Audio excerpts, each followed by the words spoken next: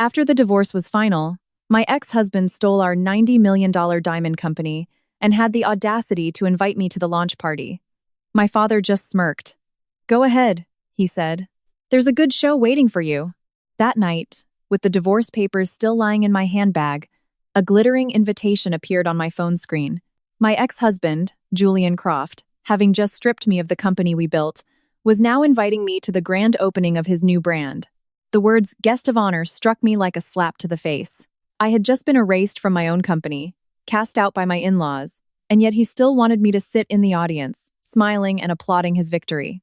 Before I could even cry, my father, Harrison Vance, glanced at the invitation, let out a dry chuckle, and said, "Go on, Sarah. There's a good show waiting for you." My hands were still trembling as he spoke. The old house on Boston's Jewelers Row felt unnervingly quiet. Outside, the late-night hum of the city filtered through a light drizzle. I sat at the wooden workbench, still in the same suit I wore to court. My eyes burned, but I couldn't shed a tear. Some humiliations are so sudden, so profound, that the tears get stuck in your throat. Julian and I had finalized our divorce agreement that very morning. In our lawyer's conference room, he wore a dark blue suit, his hair perfectly styled, his expression as calm as if he were signing a business deal, not ending 11 years of marriage. He even asked me, his voice soft, "Have you read it carefully? If there are no other issues, just sign it. Let's have an amicable divorce." Those two words, amicable divorce, sounded so sophisticated, so painful. Amicable was him quietly stripping my executive rights from Vance Heritage Gems. Amicable was my name vanishing from all internal records. Amicable was the man who once called me his wife, now wanting me to take a settlement check and quietly walk away from our $90 million company. I looked up at him. "Julian, half of my life is in that company." "What do you mean, no other issues?" He avoided my gaze, his hand moving to adjust the expensive watch on his wrist. Back then, I still believed a partnership meant sharing the heavy lifting, trusting that my husband recognized the value of my silent contributions. Julian sighed. "Sarah, you're tired. You're not cut out for the boardroom anymore. Just keep a few sentimental things. Let me handle the rest." I laughed weakly. The rest being the company, the brand, the designs, the collection my mother left me? He fell silent. It was his silence that sent a chill down my spine. Just then, Eleanor Croft, my mother-in-law, walked in. She was dressed in a plum-colored silk blouse, carrying a designer handbag, her voice low but every word sharp as a razor. "What more could you possibly want? You never fit into this family's social circle, you couldn't keep your husband's interest, and now you want to bleed the company dry? Julian built this brand. Don't make things difficult for him." In 11 years of marriage, I had called her mom. I had booked her expensive spa retreats, driven to their country house for every holiday, curated Thanksgiving dinners to perfection. Yet in her eyes, I was never family. I was just the woman who lacked the ambition to stand beside an empire builder, and who happened to hold something her son wanted. I waited for Julian to say something, just one word of defense, but he just looked down at his phone. In that moment, I understood I was no longer his wife, even before the judge had spoken. I signed. The pen glided effortlessly across the paper, but a crushing weight settled on my chest. I signed the divorce papers, but I did not sign any stock transfer agreement. I did not sign any document gifting my mother's gemstone collection. And I certainly did not sign anything authorizing Julian to move my personal assets to his new company. I didn't know then what he had already done behind my back, but instinct told me to hold on to that final boundary. Leaving the law firm, Julian didn't walk me out. He just said, "Go home and get some rest. If you want to pick up your personal things in a few days, give the showroom a heads up." He spoke as if I were a tenant, not the person who had stayed up all night with him, setting up every glass display, designing every ring, building our very first client list.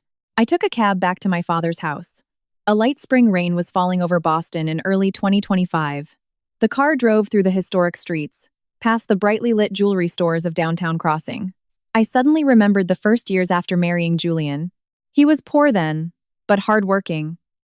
I was a quiet designer who only knew how to focus under the glow of my gemology lamp. Vance Heritage Gems was born from those days. I contributed my skills, my capital, and my mother's entire collection, the Morningstar 13.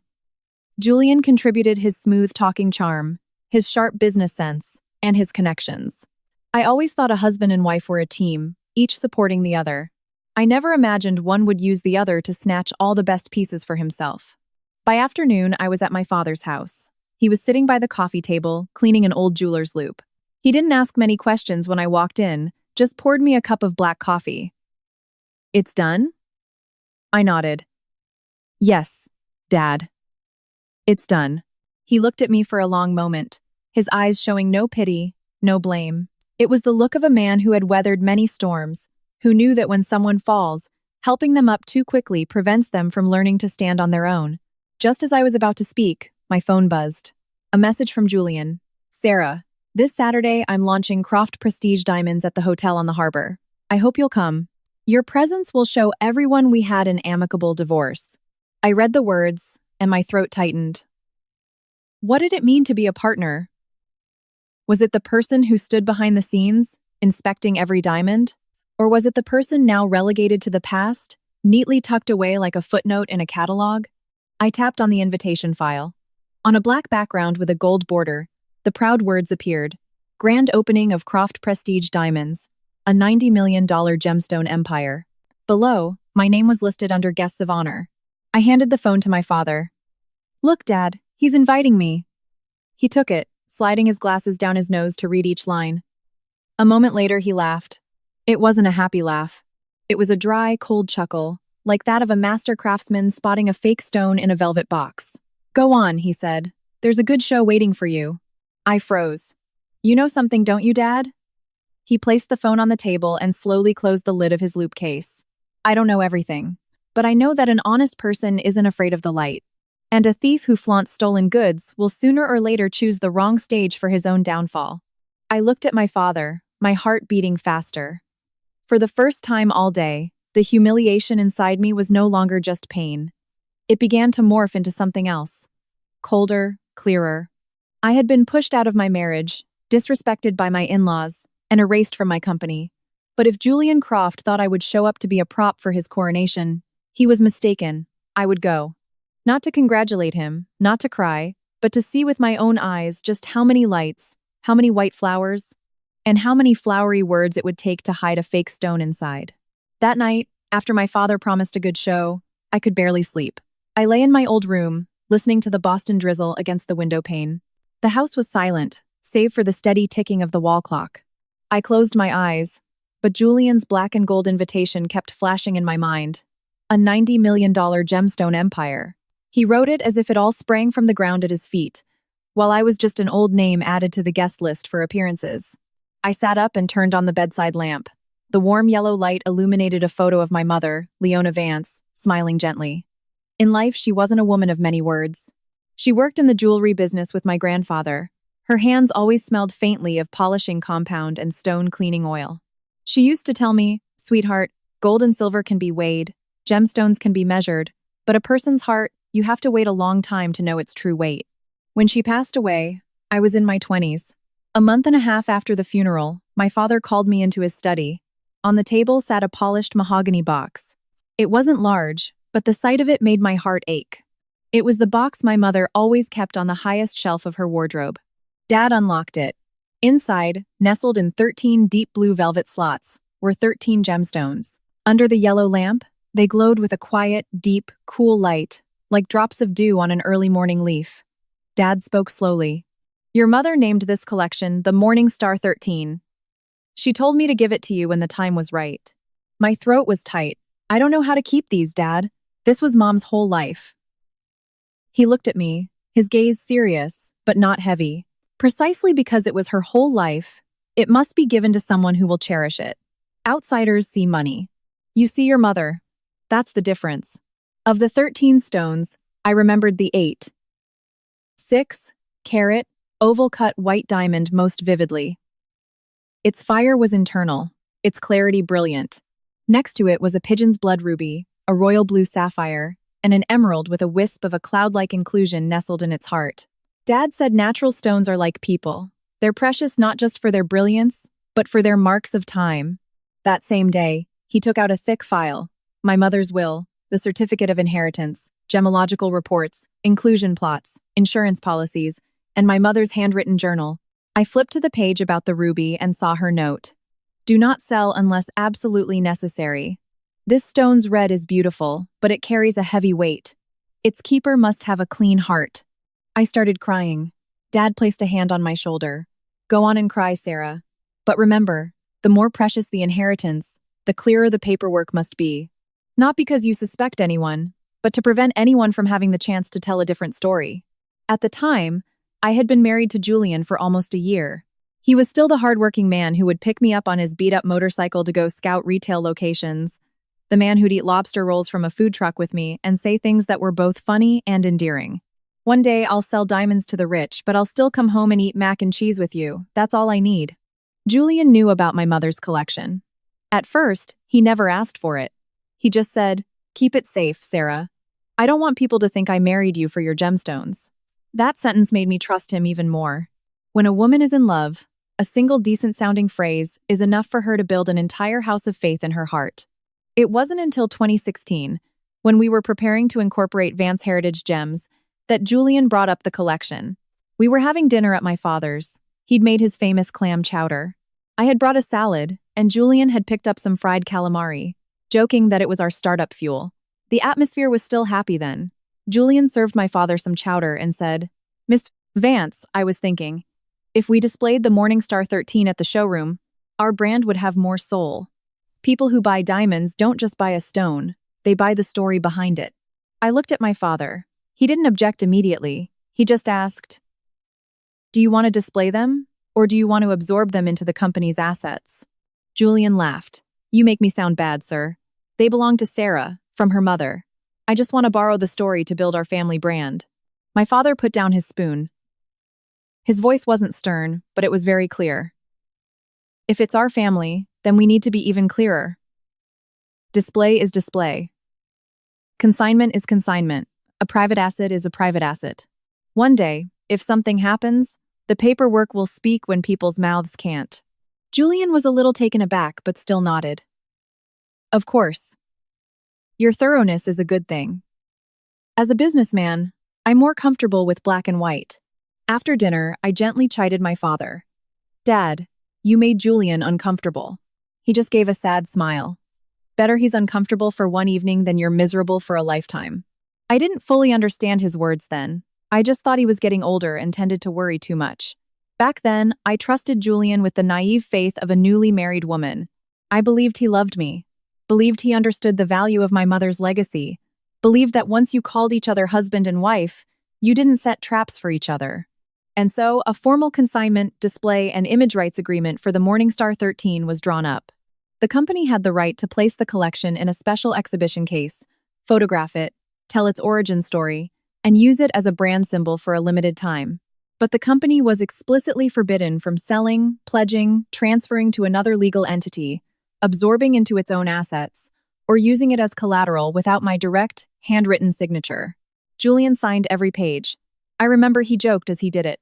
With all these signatures, my hand is going to be as steady as a surgeon's. One slip and it's ruined. My father just looked at him and replied, a signature is easy to write, but the consequences of that signature are not so easy to bear. We all laughed then. I laughed too. Years later, looking back, that laughter tasted more bitter than old cold coffee.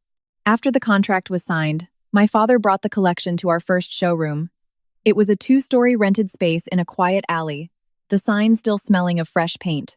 I was wiping down every glass surface while Julian stood outside, calling potential clients. Dad placed each stone in the display case, as carefully as if he were laying down a piece of my mother's soul. Before locking the cabinet, he pulled me aside. He pointed to the blue sapphire and said, look at that wisp of a cloud, lying at an angle inside it. Remember it. In the future, no matter who changes the setting, the box, or the name, the real stone will always have its mark. I laughed. Dad, you're acting like this is a crime show. He shook his head. Life is more dramatic than any show, Sarah. In life, one wrong step can cost you everything. That evening, Julian stood beside me in front of the display case, his eyes shining. He took my hand and whispered, Sarah, I promise I will make this brand huge. One day, when people talk about Vance Heritage Gems, they'll talk about us. I believed him.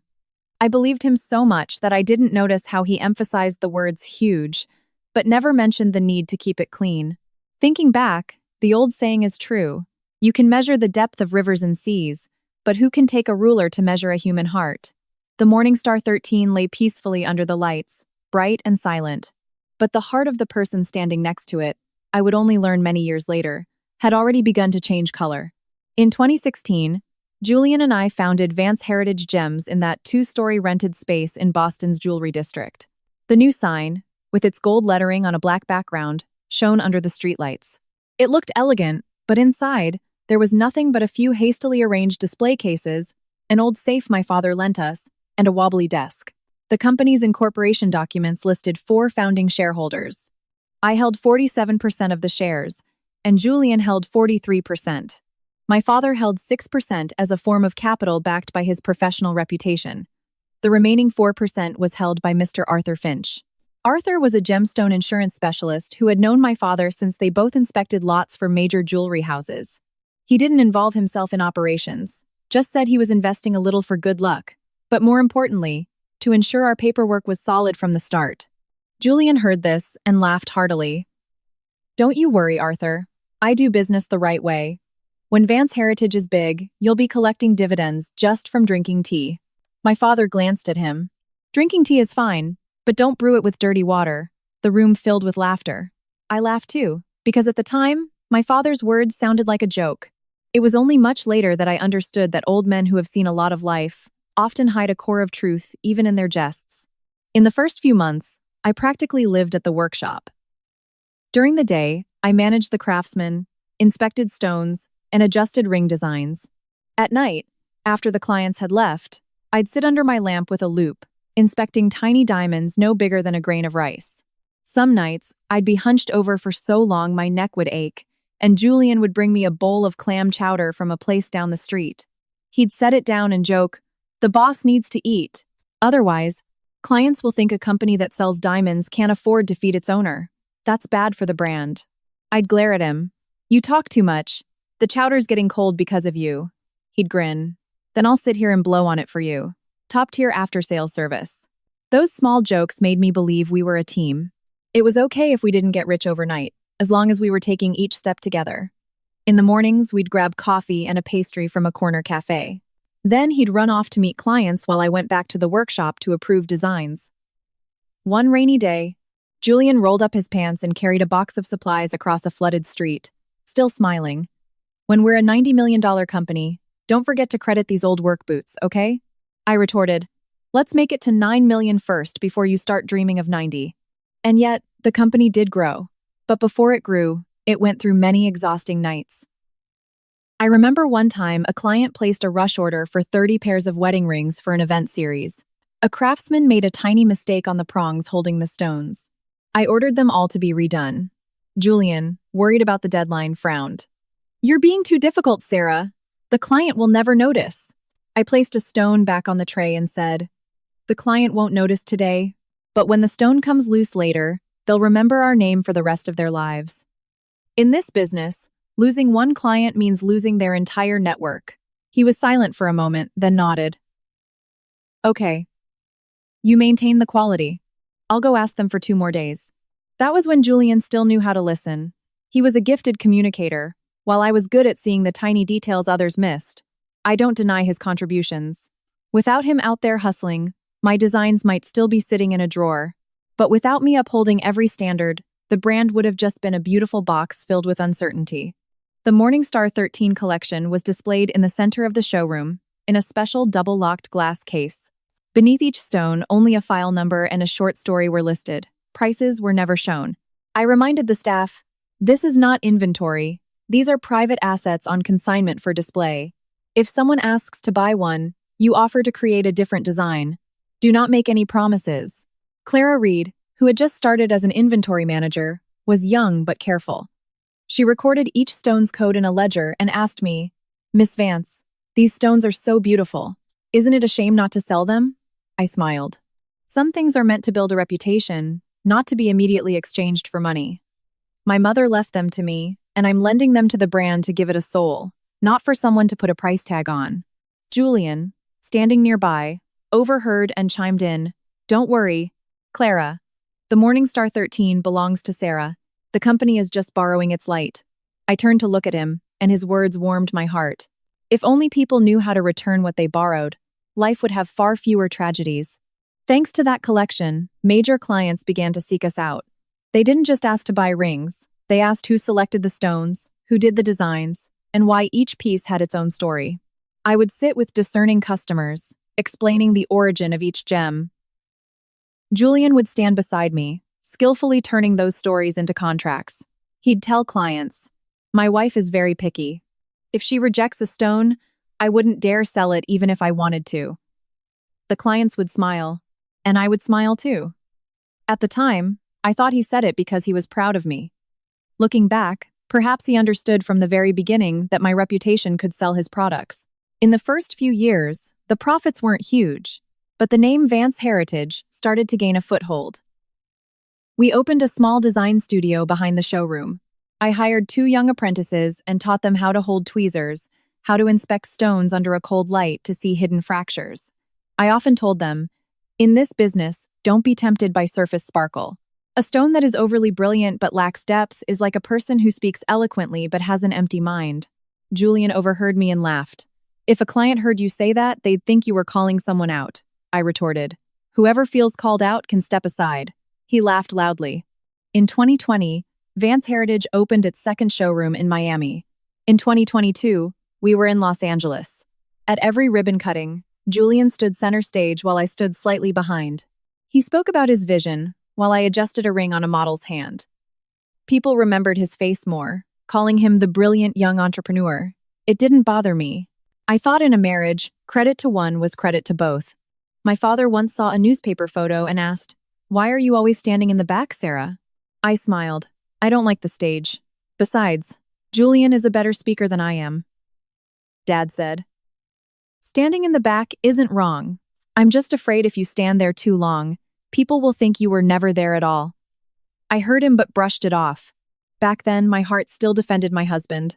By the end of 2022, as revenue soared, Julian started having his own assistant, his own office, his own private client meetings. He was still sweet to me, calling me honey in front of the staff. But there were financial meetings I wasn't fully briefed on. When I asked, he'd smile. "These boring paperwork matters. You focus on designing. I'll handle the tiring part." It sounded considerate, but as time went on, I realized some sweet words are used to guide a person out of the decision-making room without startling them. Still, I trusted him. When locking the case for the Morningstar 13, I often gave Julian the spare key to hold along with my own. I thought of it as marital trust. I didn't know that one day, that key would become the thing I blamed myself for the most. Vance Heritage Gems grew day by day, from a rented space smelling of fresh paint to a brand with 3 showrooms. But in the gleam of the diamonds, a person's shadow also lengthens. And I, who thought I was standing in the back to keep everything steady, never expected to one day be completely engulfed by the shadow in front of me. At the end of 2024, Vance Heritage Gems held its year-end review meeting at our largest showroom in downtown Boston. It was a cold day. The wind blew through the bare branches of the trees outside. Inside the meeting room, however, the lights were bright, the long table covered with financial reports, valuation documents, and a pot of coffee my father had brought. I sat to Julian's left. In front of me was a report nearly 100 pages thick. On the very first page, the consulting firm had stated the company's total estimated value, $90 million. The number silenced the room for a few seconds before a murmur arose. Clara, now the head of inventory, leaned over to the accountant and whispered, "$90 million. I feel like my ring is about to fall off." I heard her and almost smiled, but I couldn't that day. I looked at the number, feeling both proud and cold. When you're climbing a mountain, you hold hands. Once you reach the top, everyone starts looking at how much ground is under their own feet. The valuation report clearly listed Vance Heritage's assets: 3 showrooms, a VIP client system, gemstone inventory, exclusive designs, distribution contracts, and brand reputation. The Morningstar 13 collection was mentioned as a symbolic asset but was not calculated as part of the company's owned assets. I underlined that line in red. Julian saw it and smiled faintly. "You're so meticulous. They only mentioned it to make the portfolio look good." I replied, "Looking good is fine, but it has to be correct. The Morningstar 13 is my private property. The company is only allowed to display it. He leaned back in his chair, twirling a pen. I know. You say it so often, the display case has probably memorized it. People chuckled. I smiled too, but my heart sank a little. In the past, whenever I mentioned the boundary of our assets, he would nod quickly. Lately, he had started to give a dismissive smile. After the meeting, Julian treated the whole team to dinner at an upscale restaurant on Newbury Street. The table was laden with roasted chicken, crab cakes, and grilled swordfish. He stood up to give a toast, his voice resonant. Today, Vance Heritage hits the $90 million mark. This isn't the work of any single person. It's the achievement of our entire team. The room applauded, and I applauded too. But then he continued, to go further, we have to think bigger. Vance Heritage is a beautiful name, but it sounds a bit family-run. I want to build a new brand. Something more international, more powerful. An employee asked, Mr. Croft, are you planning to change the name? Julian smiled, glanced at me for a split second, and then replied, I'm considering the name Croft Prestige Diamonds. The festive mood in the room faltered. I put my glass of water down. When did you start talking about this? Why haven't I heard anything? Julian was still smiling. It's a new idea, but the market now needs a strong brand name. Your name attached to a workshop is precious, Sarah, but to raise capital and expand, we need a name with more impact. I looked at him. His words sounded reasonable, but what chilled me was that he said it in front of our employees without discussing it with me first. A matter concerning the company's history, and I, the majority shareholder, was hearing about it like a guest at a party. I spoke slowly. Vance Heritage isn't just my name. It's a commitment to the origin of our stones, to the way we do business. Clients come to us because they trust the quality, not because the name sounds foreign or fancy. Julian took a sip of wine, his tone gentle but his eyes were not. You're thinking too simply, Sarah. Wealthy clients today buy an image. If we stick to the old ways, how can we grow? My father, who was also at the dinner, sat at the end of the table. He put his chopsticks down and asked, Julian, changing the name isn't wrong. But when you change the name, are you also changing the origin story? Julian paused, then smiled. Don't worry, Mr. Vance. The story is still our family's story. My father looked at him. Which family is that? The question silenced the entire table. I quickly tried to smooth things over. Dad, we're celebrating today. He said no more, but his eyes stayed on Julian for a long time. That night at home, I asked him directly, Are you serious about changing the company's name? Julian took off his suit jacket and hung it on a chair, replying nonchalantly, Yes. Sooner or later we have to. Croft Prestige sounds both lucky and ambitious. I let out a dry laugh. And what about Vance Heritage? That name is me, it's my mother's work, it's my family's collection. Julian turned, his voice losing its patience. Sarah, don't always bring up your mother, your father, your collection. Without me out there selling, do you think those stones would have magically turned into a $90 million brand? That sentence stunned me. I wasn't angry because he was taking credit. I was angry because in that statement, he had lumped all value into the labor of a single salesperson, while the craft, the origin, the meticulous care, the nights I spent with red eyes inspecting stones, all of it suddenly became as light as dust. I looked at him and said, Word by word, I don't deny your contribution to sales. But no matter how good the salesperson is, he doesn't have the right to change the name of the owner of the goods. Julian frowned. What's that supposed to mean? It means the Morningstar 13 doesn't belong to the company, and the Vance Heritage brand can't be erased just because you think my name isn't fancy enough. He smirked. If you're always so rigid, how can we go far? I replied, Going far but forgetting the way back is just being lost, Julian. The conversation ended there. He went into the bathroom, and I sat in the living room, listening to the sound of running water, my heart heavy. They say when a husband and wife are in sync, they can move mountains. But if one starts to see the ocean as his own private property, the other becomes nothing more than a hired hand. From that day on, I was invited to fewer meetings about brand strategy. Julian said it was a marketing matter, and he and the new team would handle it. A few of my designs were requested to have the SV signature removed from the inside of the blueprint because it wasn't synergistic with the new branding. I objected. Julian said, It's just a technical detail, Sarah. Don't be so tense. But I understood. Erasing a person often starts in the smallest of places. Today, it was a signature on a drawing. Tomorrow, it would be the introduction in a catalog. And eventually, the person who was once there would be spoken of as if she never existed. My father heard about this and said only one thing. Remember to save all your emails, meeting minutes, and original design drafts. I sighed. You're worrying again, Dad. He looked at me. It's not worry, Sarah. It's because I see Julian's shadow growing faster than his conscience. I still wanted to believe in my husband, but my faith by then was like a stone with a hidden fracture. It looked brilliant on the outside, but it would shatter with one wrong impact. At the end of the year, during an internal meeting, Julian presented the new brand direction. On the first slide, the words Croft Prestige Diamonds appeared, larger than Vance Heritage Gems. Below it was the tagline, The Legacy of American Gems, Reaching for Global Stature. I stared at those words, and my heart seized. Whose legacy? Who gave you permission to use the word legacy when the person holding the legacy hadn't even nodded in agreement? Julian stood in front of the screen, confidently speaking about the future. I sat below amidst the applause of the younger employees, feeling for the first time like I was watching my own house being rekeyed from the inside. The company had reached $90 million. But from that number on, the true price of a person's heart began to be revealed. Chloe Sterling appeared at Vance Heritage Gems on a chilly November morning in Boston. She walked into the showroom in a camel-colored blazer, her hair in soft waves, a tablet in her hand, a perfectly measured smile on her lips.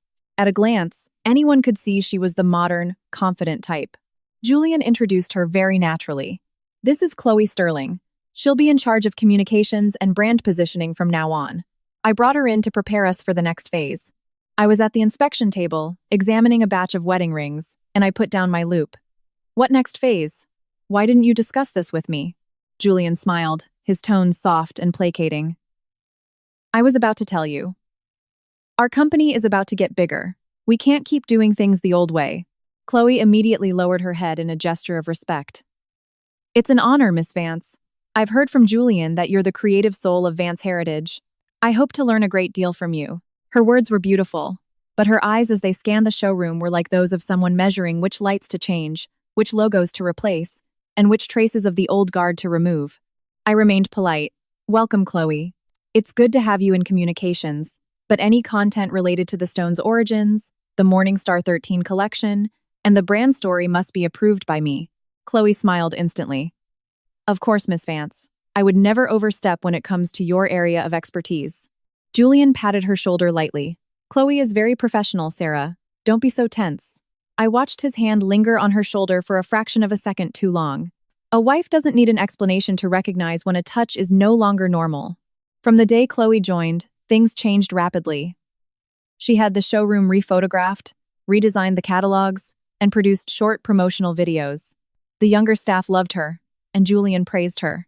See? That's what new thinking looks like. I didn't oppose innovation, but innovation is different from erasure.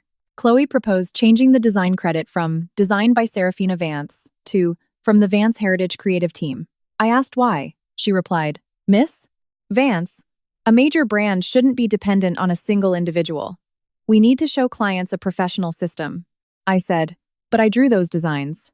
Crediting the designer correctly doesn't make the brand less professional. She gave a slight smile. I understand your point. It's just that if we restructure later, individual names could become a bit awkward. The word restructure made me pause.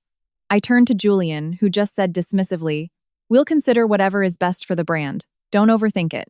I fell silent, not because I agreed, but because I didn't want to turn our marital issues into a public tug-of-war.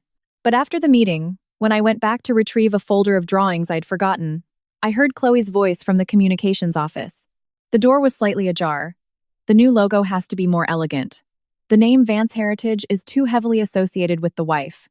To go far, we have to escape the image of a woman who spends all day in a workshop staring at stones. People buying diamonds are buying a dream, not a jeweler's loupe. I stood outside the door, my hand clenching the folder. Her words weren't vulgar, but they were humiliating. They struck directly at the heart of my pride. I pushed the door open. The room went silent. Chloe turned, her face faltering for a moment before she quickly recovered her smile. Oh, Miss Vance. Did you need something? I looked at her. I came for my drawings. And to remind you of something, clients may not be buying a loop, but without someone holding that loop, they might just buy a flawed stone at a premium price. She gave a forced laugh. Of course, I was just kidding, Miss Vance. I replied, in a multi-million-dollar business, even jokes should have their limits. I turned and left, hearing no more laughter behind me. From that day on, I knew I had become a thorn in her side. It was bad at the office, but it was suffocating at home. Eleanor started mentioning Chloe in every conversation. One day she'd praise her fashion sense, another she'd say, "That Chloe girl is so bright." Women these days need to know how to make their husbands look good, not just hide away in a workshop smelling of metal. I set a bowl of soup down gently. Eleanor, I've been in this trade since before I married Julian. Without that workshop, there would be no Vance heritage today. Eleanor glanced at me. I'm not denying that. But a married woman also needs to know how to keep her husband. You're good at spotting flaws in stones but can't see the ones in your own husband's heart. That's a failure. Her words choked me. Julian was sitting next to me, peeling a shrimp. I waited for him to speak up. He just placed the peeled shrimp in my bowl and whispered, "She's old, Sarah. Don't let it get to you." I looked at the shrimp. A husband who didn't dare defend his wife from insults but thought peeling a shrimp was enough to appease her. A few days later was Eleanor's birthday. I personally ordered a cake, bought a silk scarf, and prepared a full dinner at their house. I made her favorite dishes, roast chicken, crab cakes, a hearty stew. Just as I finished setting the table, Chloe arrived with Julian. "Happy birthday, Eleanor," she said. "I hope your year is full of health and joy. I wasn't sure what you'd like, so I chose these pearl earrings. I hope you like them." Eleanor beamed. "Oh, you sweet girl, you shouldn't have. Come, sit next to me." Julian saw me looking and just said, "I picked Chloe up on the way. It's good for the communications director to be close to our family." Our family. Those two words sounded so wrong. Since when did a communications director need to be so close to my mother-in-law? During dinner, Chloe poured a glass of rare vintage wine for Eleanor. Eleanor took the glass and patted her hand. "If only this house had a daughter-in-law as thoughtful as you, I wouldn't be so lonely." The table went silent. I could hear my own fork clinking against my plate. Julian frowned, not because his mother had said something cruel, but because he was afraid I would make a scene. I put my fork down and looked at Eleanor. "To say that in front of me, don't you feel the least bit awkward?" She pursed her lips. "I'm speaking the truth. You've been a daughter-in-law for years, yet you never embraced our family's legacy. What good is holding on to diamonds if you have no idea how to represent the Croft name?" Chloe quickly interjected, her voice soft. "Eleanor, please don't say that. You'll upset Sarah." I looked at her. Her intervention was as sweet as honey, but it was honey laced with thorns. The more she spoke, the more I looked like a pitiable figure at my own family's feast. Julian put his glass down. "Mom, it's your birthday." That was it. Not a single word for me. "Not one, Mom. Don't insult my wife." I finally understood. They had already made a place for Chloe in this family. And I, who had once called Eleanor Mom, was now just a guest who had sat at the wrong table. When we got home that night, Julian told me, "Don't be so hard on Chloe. She's just an employee. Mom likes her because she's sharp." I asked, "What kind of employee attends your mother's birthday dinner, pours wine like a daughter-in-law, and lets your mother compare her to your wife?" He was silent for a moment, then said, "You're becoming more and more difficult." I laughed weakly. "No, I'm just becoming more and more awake." From that day on, I no longer saw Chloe as just an ambitious young woman. I saw her as a chair that had already been placed next to my husband, just waiting for me to stand up so she could sit down. The most painful part was that the person who pulled out that chair was Julian himself. In the early days of 2025, Boston was in the grip of a sharp, biting cold. I thought that chill was only outside, never imagining something far colder was waiting for me inside my own home. That day, Julian called me and told me to come home early. His text was brief. "We need to have a serious talk tonight." Just 6 words, but they unsettled me all afternoon. A woman's intuition is a strange thing. Before her husband even speaks, her heart can already hear the sound of a door closing. I arrived at our apartment around 7. The dining table was bare. There was no smell of cooking, no sound of pots and pans, not even the small vase of flowers I usually arranged on weekends. There was only a stack of papers placed neatly on the table. Next to it was Julian's black fountain pen. He was sitting on the sofa in a crisp white shirt, the watch I gave him for our 5th anniversary on his wrist. His face was so calm that I felt like an outsider who had walked into the wrong meeting. I put my bag down. You wanted to see me? Julian gestured toward the papers. Sarah, let's get a divorce. I heard every word clearly, but it took a few seconds for them to register as part of my life. Divorce. The word wasn't loud or dramatic, just cold and sharp, like a stone that had been locked in a safe for too long. I pulled out a chair and sat down. Say that again. Julian sighed, his voice even. I think we're both tired. We're not right for each other anymore. Let's have a civilized separation. And not let things get ugly. I looked at him, the man who once stood in the rain with me carrying boxes, who once ate cheap noodles while dreaming of opening a showroom, now talking about divorce like he was reading a meeting agenda. I picked up the papers. It was a pre-drafted divorce agreement. The further I read, the colder my fingertips became. In the asset division section, Julian had written that he would provide me with a $2.8 million settlement post-divorce. Vance Heritage Gems was noted as having completed its personnel and executive restructuring at the end of 2024. My name was no longer on the list of company officers. The brand, client data, and designs were all bundled into the corporate assets to be managed by Julian. I looked up. You call this a settlement? He didn't avoid my gaze this time. It's enough for you to live comfortably. You can open a small workshop, do whatever you like. I burst out laughing, a dry, hollow sound that was alien even to my own ears. I built Vance Heritage with you from the very first display case, and now you're giving me $2.8 million and telling me to go open a small workshop? He frowned. Don't talk like I'm kicking you out onto the street. I've thought about what's best for you. You've thought about me, or you've thought about making your paperwork cleaner? Julian's face tightened. He stood up and walked to the window, looking down at the street. Sarah, you're not cut out for the boardroom anymore. You're too emotional. Clients today don't just need good stones. They need a story, an image. Let me handle that part, I asked slowly. And the Morningstar 13? He turned back. You can keep a few pieces as mementos. The rest are tied to the brand. Separating them now would be very messy. I slammed the papers on the table. That is my mother's legacy. The company was only allowed to display it on consignment. When you say messy, who is it messy for? Julian was silent for a few seconds, then lowered his voice. Why do you have to draw such hard lines? What happened to being husband and wife? That question hurt more than the word divorce. When he needed my assets, he brought up being husband and wife.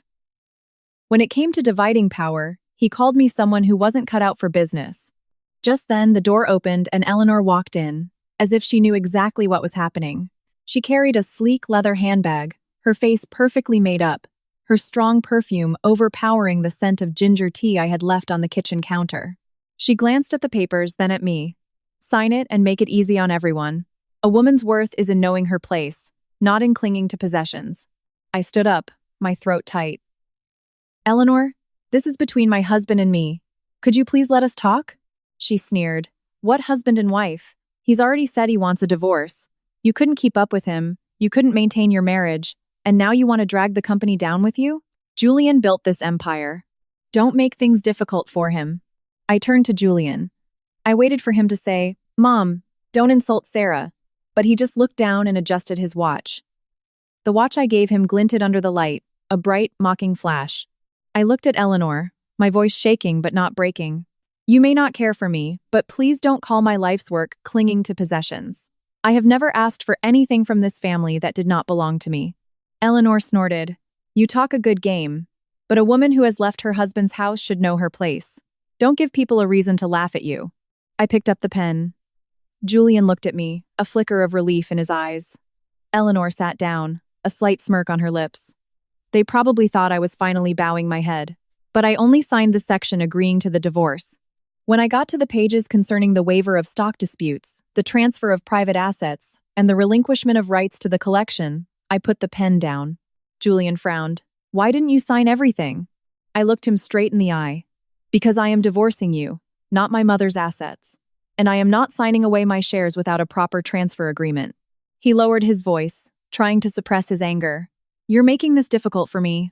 I replied, No, I'm just not making it difficult for myself. Eleanor slammed her hand on the table. Are you trying to play games? In that moment, I could no longer call her mom, but I maintained my composure. Eleanor, I have signed the divorce papers. As for the assets, the documents will speak for themselves. Julian stared at me for a long time. His eyes were no longer those of a husband. They were the eyes of a man caught between a well-laid plan and an unsigned document. Finally, he said coldly, "Fine. If you want to review everything, go ahead.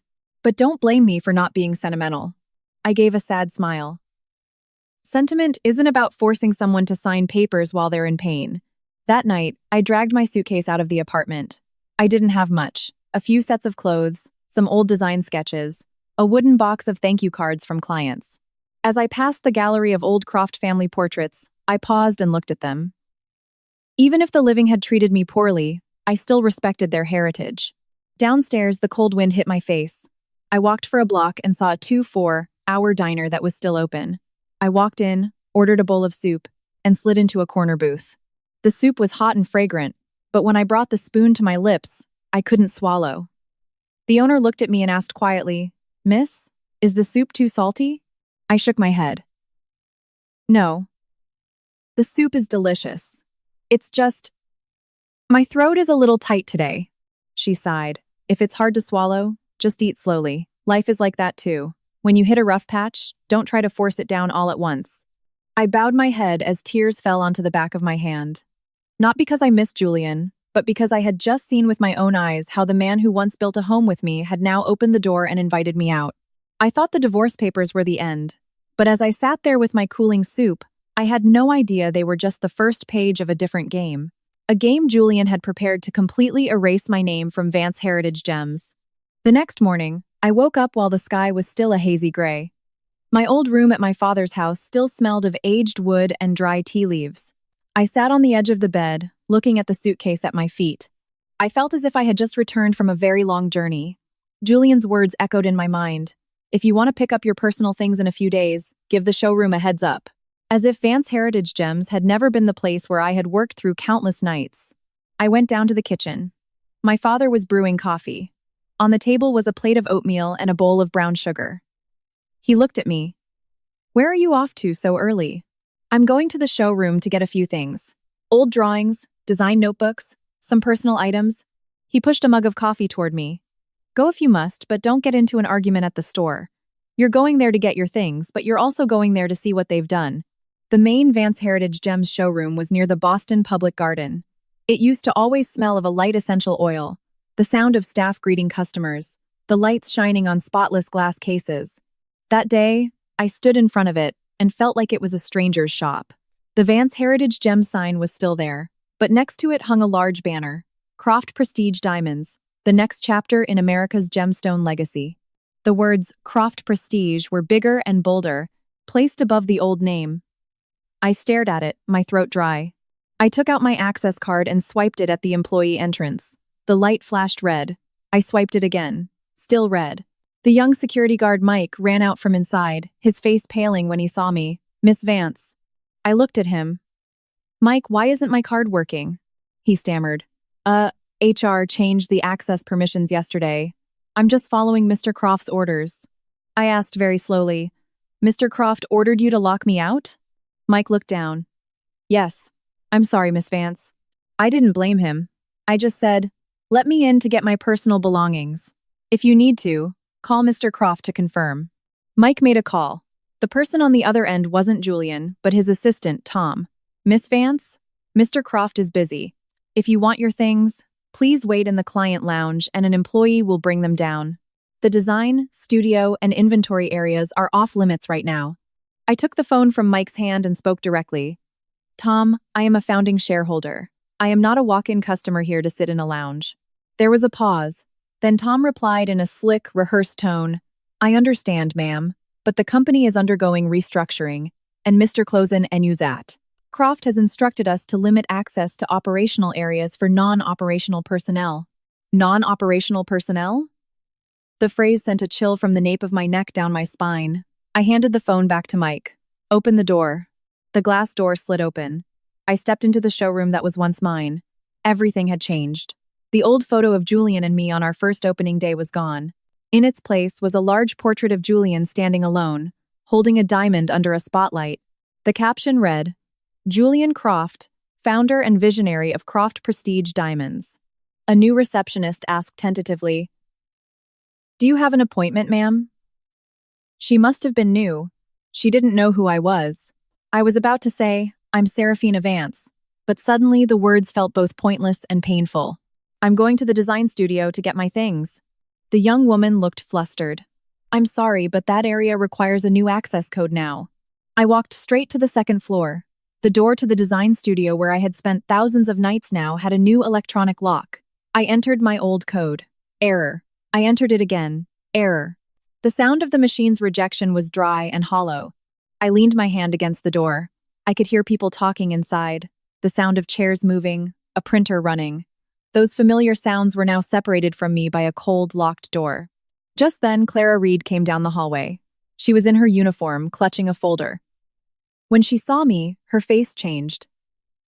"Miss Vance, why are you up here?" I looked at her. "I came to get my things." "Has the code been changed?" Clara looked around nervously and lowered her voice. "You shouldn't be here. They just installed new cameras.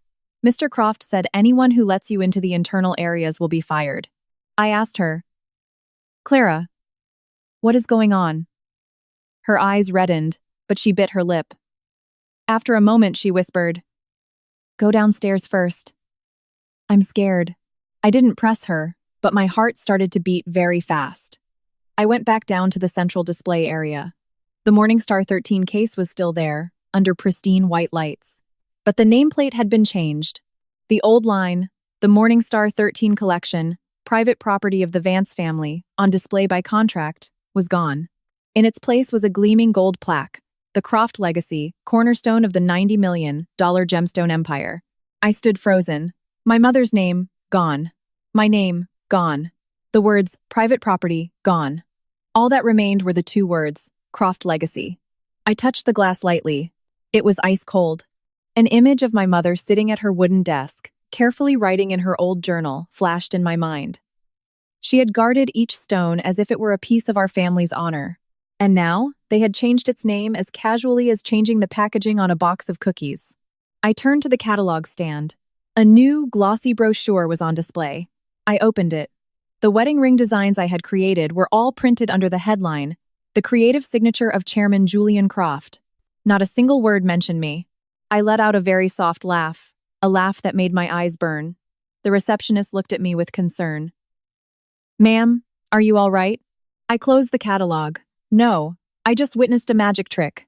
Someone made a person disappear from her own life's work." As I turned to leave, Clara hurried over, pretending to hand me a bag of personal items. "Here are your things, Miss Vance." I took the bag. Inside were a few of my design notebooks, a silk scarf, and some specialized drafting pencils. But as my hand touched the bottom of the bag, I felt a small folded piece of paper. Clara didn't look at me, just whispered, "Don't open it here." I asked her, "Are you okay?" She gave a pained smile. "As long as I have a job, I have to be okay. But I'm afraid if I stay silent for too long, I'll become one of the guilty ones." She turned and walked away quickly. I left the showroom.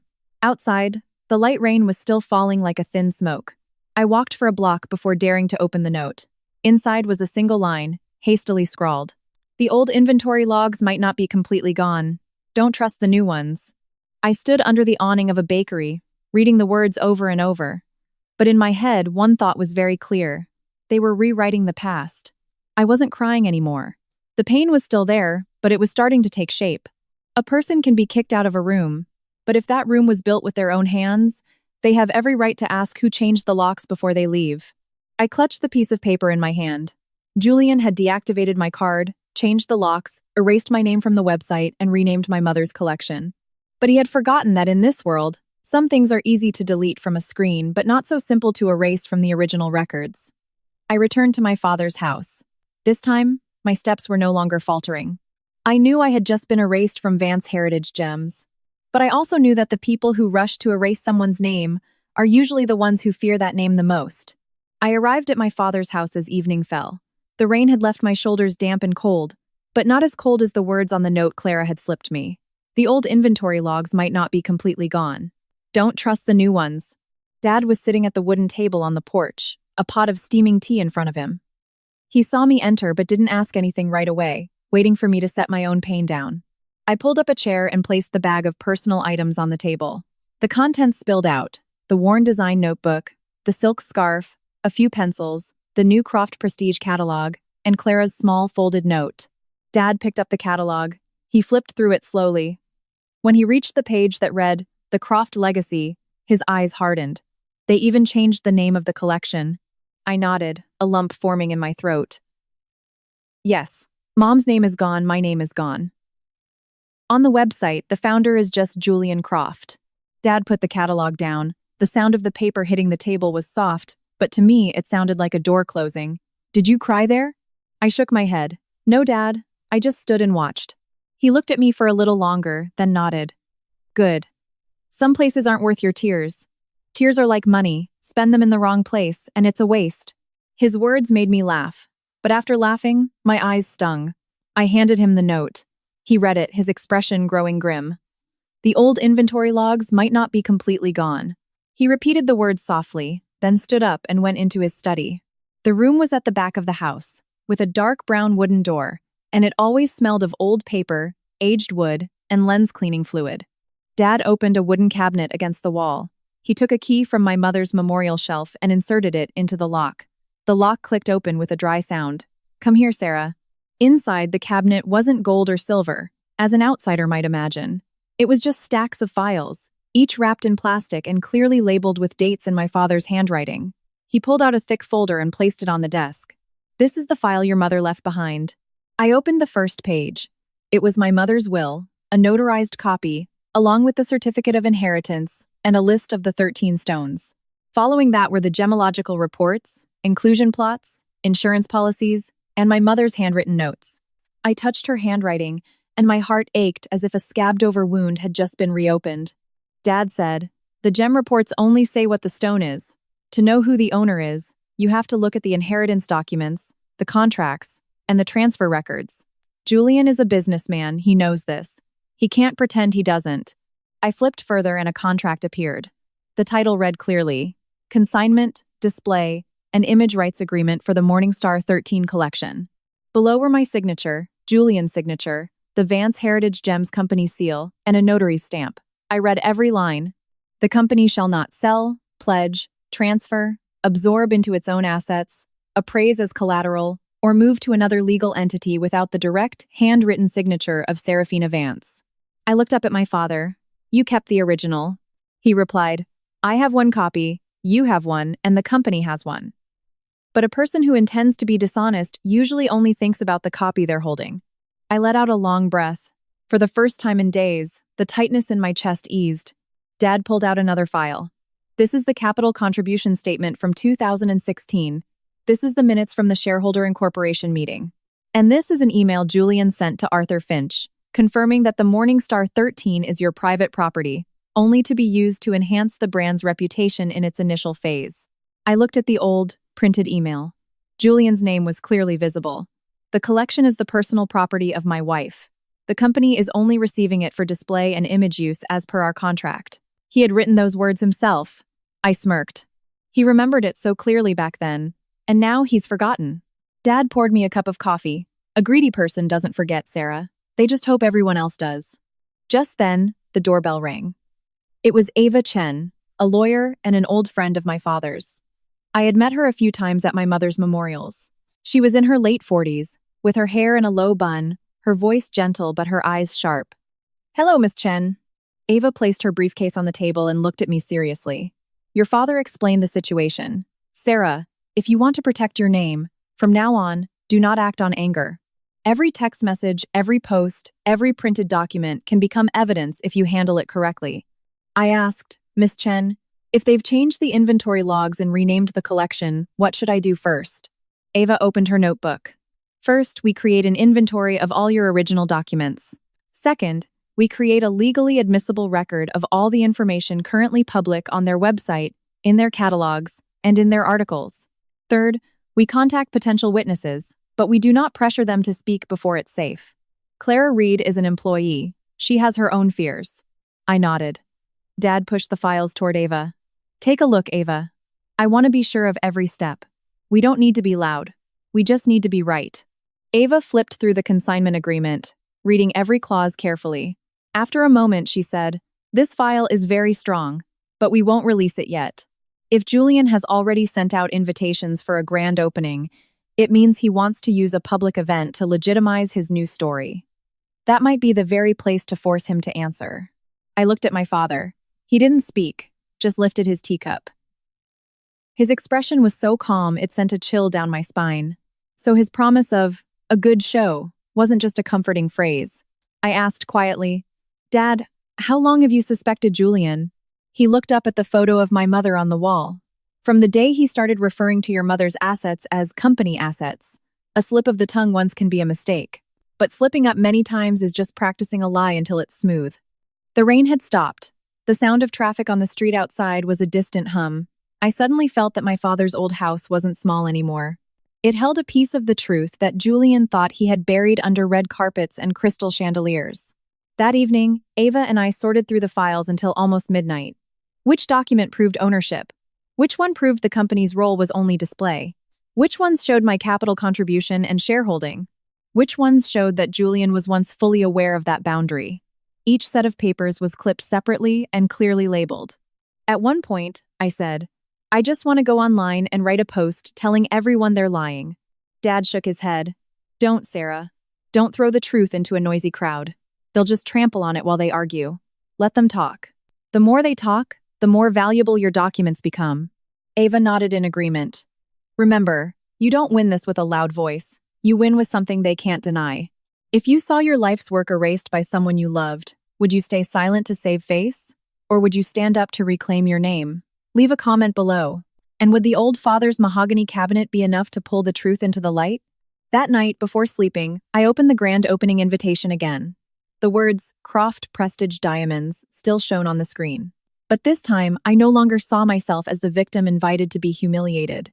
I was just the player whose turn it was to make a move. On Saturday afternoon, as I was arranging files with Ava in my father's study, my phone rang. The screen showed Eleanor's name. I stared at it for a moment before answering. Her voice on the other end was softer than usual. "Sarah, come over to the house tonight. We were family once. I want to have a proper meal together." The way she switched from mom to calling herself I made my throat tighten. I had tried to hold on to that word for 11 years. Now she was the one cutting it off. I looked at my father. He had overheard and just whispered, "Go if you want. But remember, dinner is dinner. Signing papers is another matter." I replied, "Okay, I'll be there tonight." At 7 o'clock, I arrived at the Croft residence.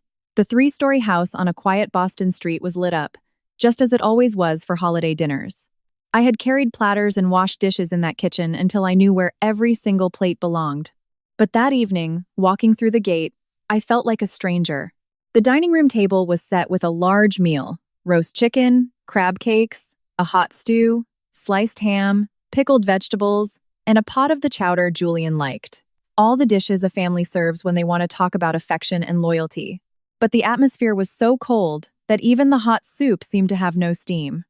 Eleanor sat at the head of the table. Next to her were Julian's aunt and uncle, and a cousin. Julian sat beside his mother. Chloe Sterling was also there, wearing a beige dress, her hands resting demurely in her lap. When Eleanor saw me, she smiled. "You're here. Sit down. The food is still hot." I pulled out a chair at the far end of the table. "Hello, Eleanor." "Hello, everyone." Eleanor paused. Julian looked at me. The name Eleanor fell onto the dinner table softly, but it was enough for everyone to understand I no longer considered myself their daughter-in-law. The aunt quickly tried to smooth things over. "Well, even when a marriage ends, you should maintain civility. You were husband and wife, after all." I nodded. "I think so too. That's why I came today." Food was served. Eleanor put some chicken on my plate, her voice unnaturally sweet. "Eat, dear. You must have been under a lot of stress. You look so thin." Chloe poured me some water, her voice soft. "Sarah, drink some warm water.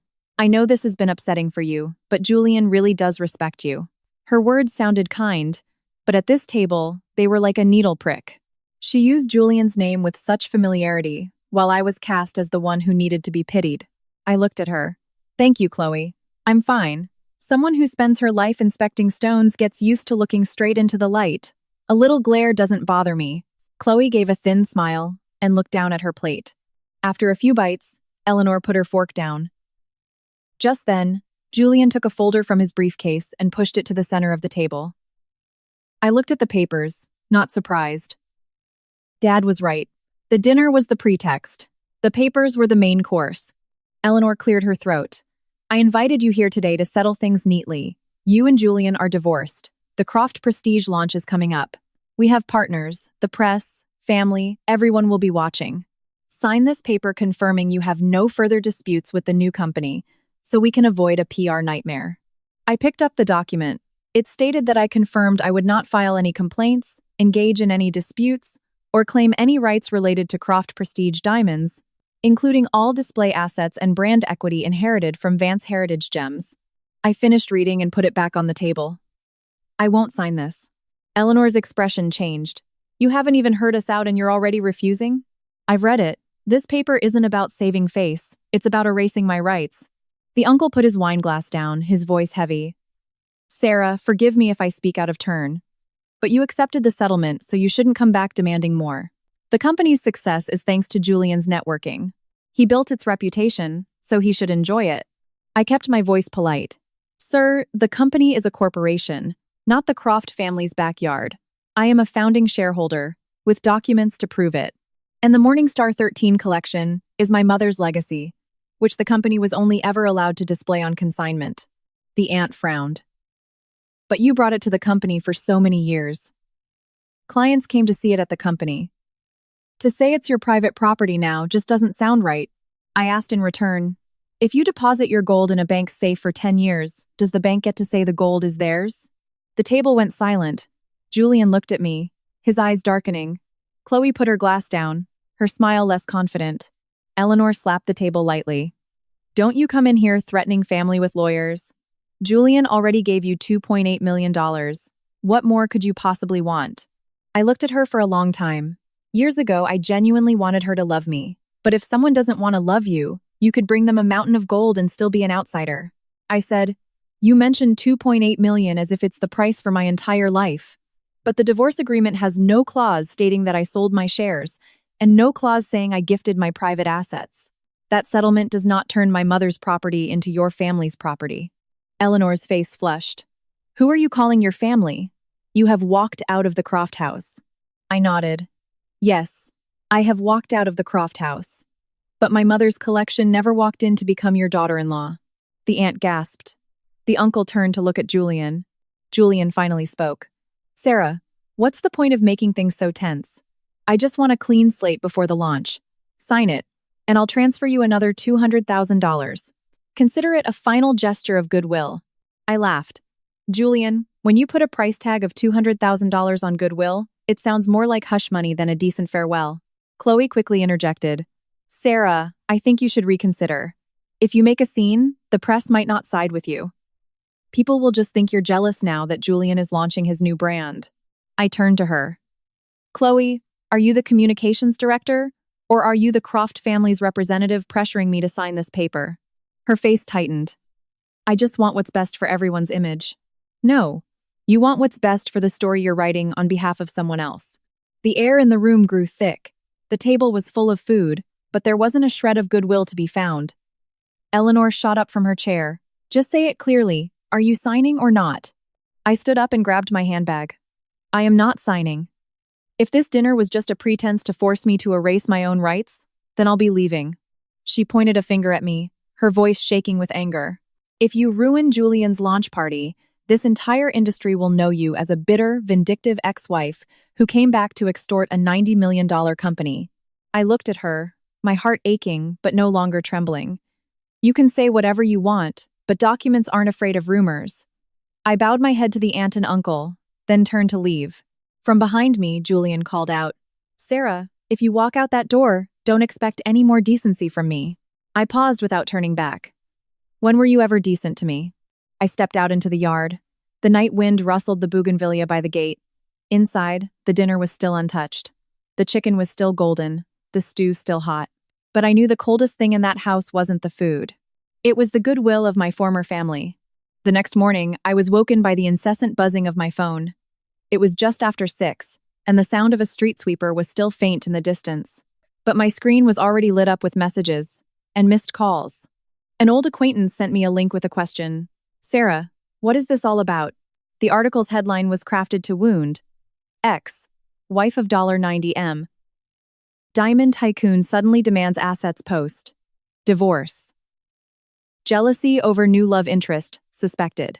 I read each line, my hands growing cold. The article didn't use my name, but the details were enough for anyone in the industry to figure it out. The wife who never fit into his world. The one who couldn't let go after the divorce. The one who had already received a large settlement but still wanted to make trouble for her ex-husband before his big launch. No direct accusations, but every word painted me as a greedy, bitter woman. My father came out of his room, holding a cup of hot tea. More trouble, Sarah? I handed him my phone. He read it through, his expression unchanging. Just as they said last night. The first attack is on your reputation. My voice choked. Dad? They're saying I'm jealous. They're using my dedication to the workshop to paint me as a cold, neglectful wife. I put up with that family's snobbery for 11 years, and now they're twisting my hard work into a character flaw. Dad put the phone down, his voice calm. When people can't argue with documents, they'll argue with rumors. Don't jump into that fight. Public opinion is a mud pit. The more you struggle, the dirtier you get. Less than an hour later, more articles appeared. One headline read, "Former shareholder unhappy with brand reinvention." Another hinted that my inability to keep up with his success had made me mentally unstable. I read that one and threw the phone on the table. I can't take this anymore. I have to tell them the truth. Ava Chen arrived just then, a bag of pastries in her hand. She put the bag down calmly. If you want to speak, you have to speak in the right place. For now, our job is to document. She opened her laptop and showed me how to screenshot every article, log the links, the website names, the defamatory comments. She said we had to create a legal record to prove a smear campaign. One comment read, "A woman who couldn't even keep her husband happy should step aside." I read it and wanted to laugh. It turns out a woman's 10 years of hard work can be completely erased by a few sexist words. Ava closed the laptop and looked at me. Sarah, you have to remember, we're not just protecting your assets, we're protecting your honor. But honor isn't won back by arguing with strangers online. I asked, then how do I win it back? With the truth, presented in the right place. Around noon, just when I thought the day would be nothing but filth, a black car pulled up to my father's house. The person who stepped out was Diana Hart, a former VIP client of Vance Heritage Gems. She was in her 40s, the owner of a large spa chain, and had once commissioned a diamond ring to celebrate her 20th anniversary. I had personally selected the stone for her. Diana walked in, her face tense, a ring box in her hand. "Hello, Mr. Vance. Hello, Sarah. I'm sorry to show up unannounced, but I couldn't discuss this over the phone." I invited her to sit. Dad brewed more tea. Ava stayed. Diana opened the box. The 5.2-carat diamond ring inside was as brilliant as the day I delivered it to her. She placed a stack of papers next to it. Last week, I took the ring to be reappraised for a separate insurance policy. The lab said the specifications didn't completely match the original certificate from Vance Heritage. At first, I thought they had made a mistake, but I had it done at a second lab, and the results were the same. I felt my heart drop. "You bought this ring after I approved the stone, right?" "Yes, I bought it because I trusted you. You even told me this stone had a tiny inclusion near the lower facet, but the new report notes the inclusion in a different location." I picked up the ring. Under normal light, the stone was still beautiful. A layperson wouldn't see anything wrong, but I had worked with it, had memorized its every detail. I took my father's loupe, and when I looked into the heart of the stone, a chill ran down my spine. The old inclusion I remembered wasn't there. Instead, there was a small, bright pinpoint off-center near the top edge. I put the ring down very slowly. "Diana, I have to be honest. This stone doesn't look like the one I approved." Diana's face went pale. "What do you mean? Did I buy a fake?" "Not necessarily fake. It's still a diamond, but it's possible it's not the exact stone from the original certificate. The quality might be lower, or the paperwork might have been misused." Diana shot to her feet, her voice shaking with anger. "Sarah, I paid over $300,000 for this ring. At the time, I made it clear I was buying it because I trusted your eye. If there's a problem now, who am I supposed to blame?" I stood up too. I didn't avoid her gaze. "You have every right to be angry, but I swear to you, on the day I approved that stone, it matched the certificate. If someone switched it later, or misuse the paperwork. I will work with you to get to the bottom of it." She stared at me for a long time. Finally, she sat back down, her voice lower. "I saw the news online, which is why I came straight here. I wanted to ask you before I made a scene. I don't want to be led around by anyone." My throat felt tight. "Thank you for asking me first." My father spoke up then. "Diana, do you still have the original invoice, the old certificate, and the new appraisal reports?" Diana nodded. "I brought everything." Ava Chen took the papers and examined each page.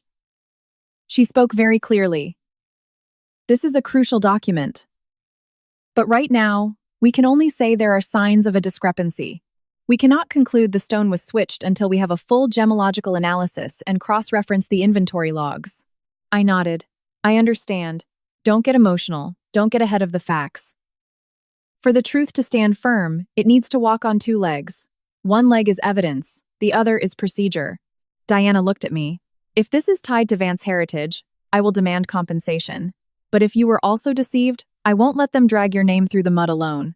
I took her hand. "I just ask that you give me some time. Not to hide, but to find the right person to hold responsible." Diana sighed. "Life is funny, isn't it? You buy a diamond, thinking it's the most enduring thing in the world, and in the end, you still have to inspect a person's heart." My father sipped his coffee and said quietly, "Stones can be inspected. A person's heart can be inspected too. You just have to put it under the right light." That afternoon, Ava Chen created a new file. Client complaint. Diana Hart. 5.2 carat ring. I looked at the title and my heart was heavy. This was no longer just about my ex-husband stealing my company.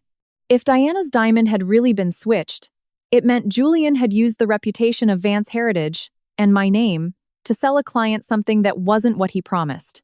Outside, the smear campaign against me continued to spread. But inside my father's small study, another truth was beginning to take shape. A ring on a VIP client's hand had just opened the first crack. And I had a feeling that behind that crack, there wasn't just one wrong stone. 3 days later, Clara Reed called me from an unknown number. It was after 9 p.m. I was with Ava, cross-referencing the documents for Diana's ring, when the phone buzzed.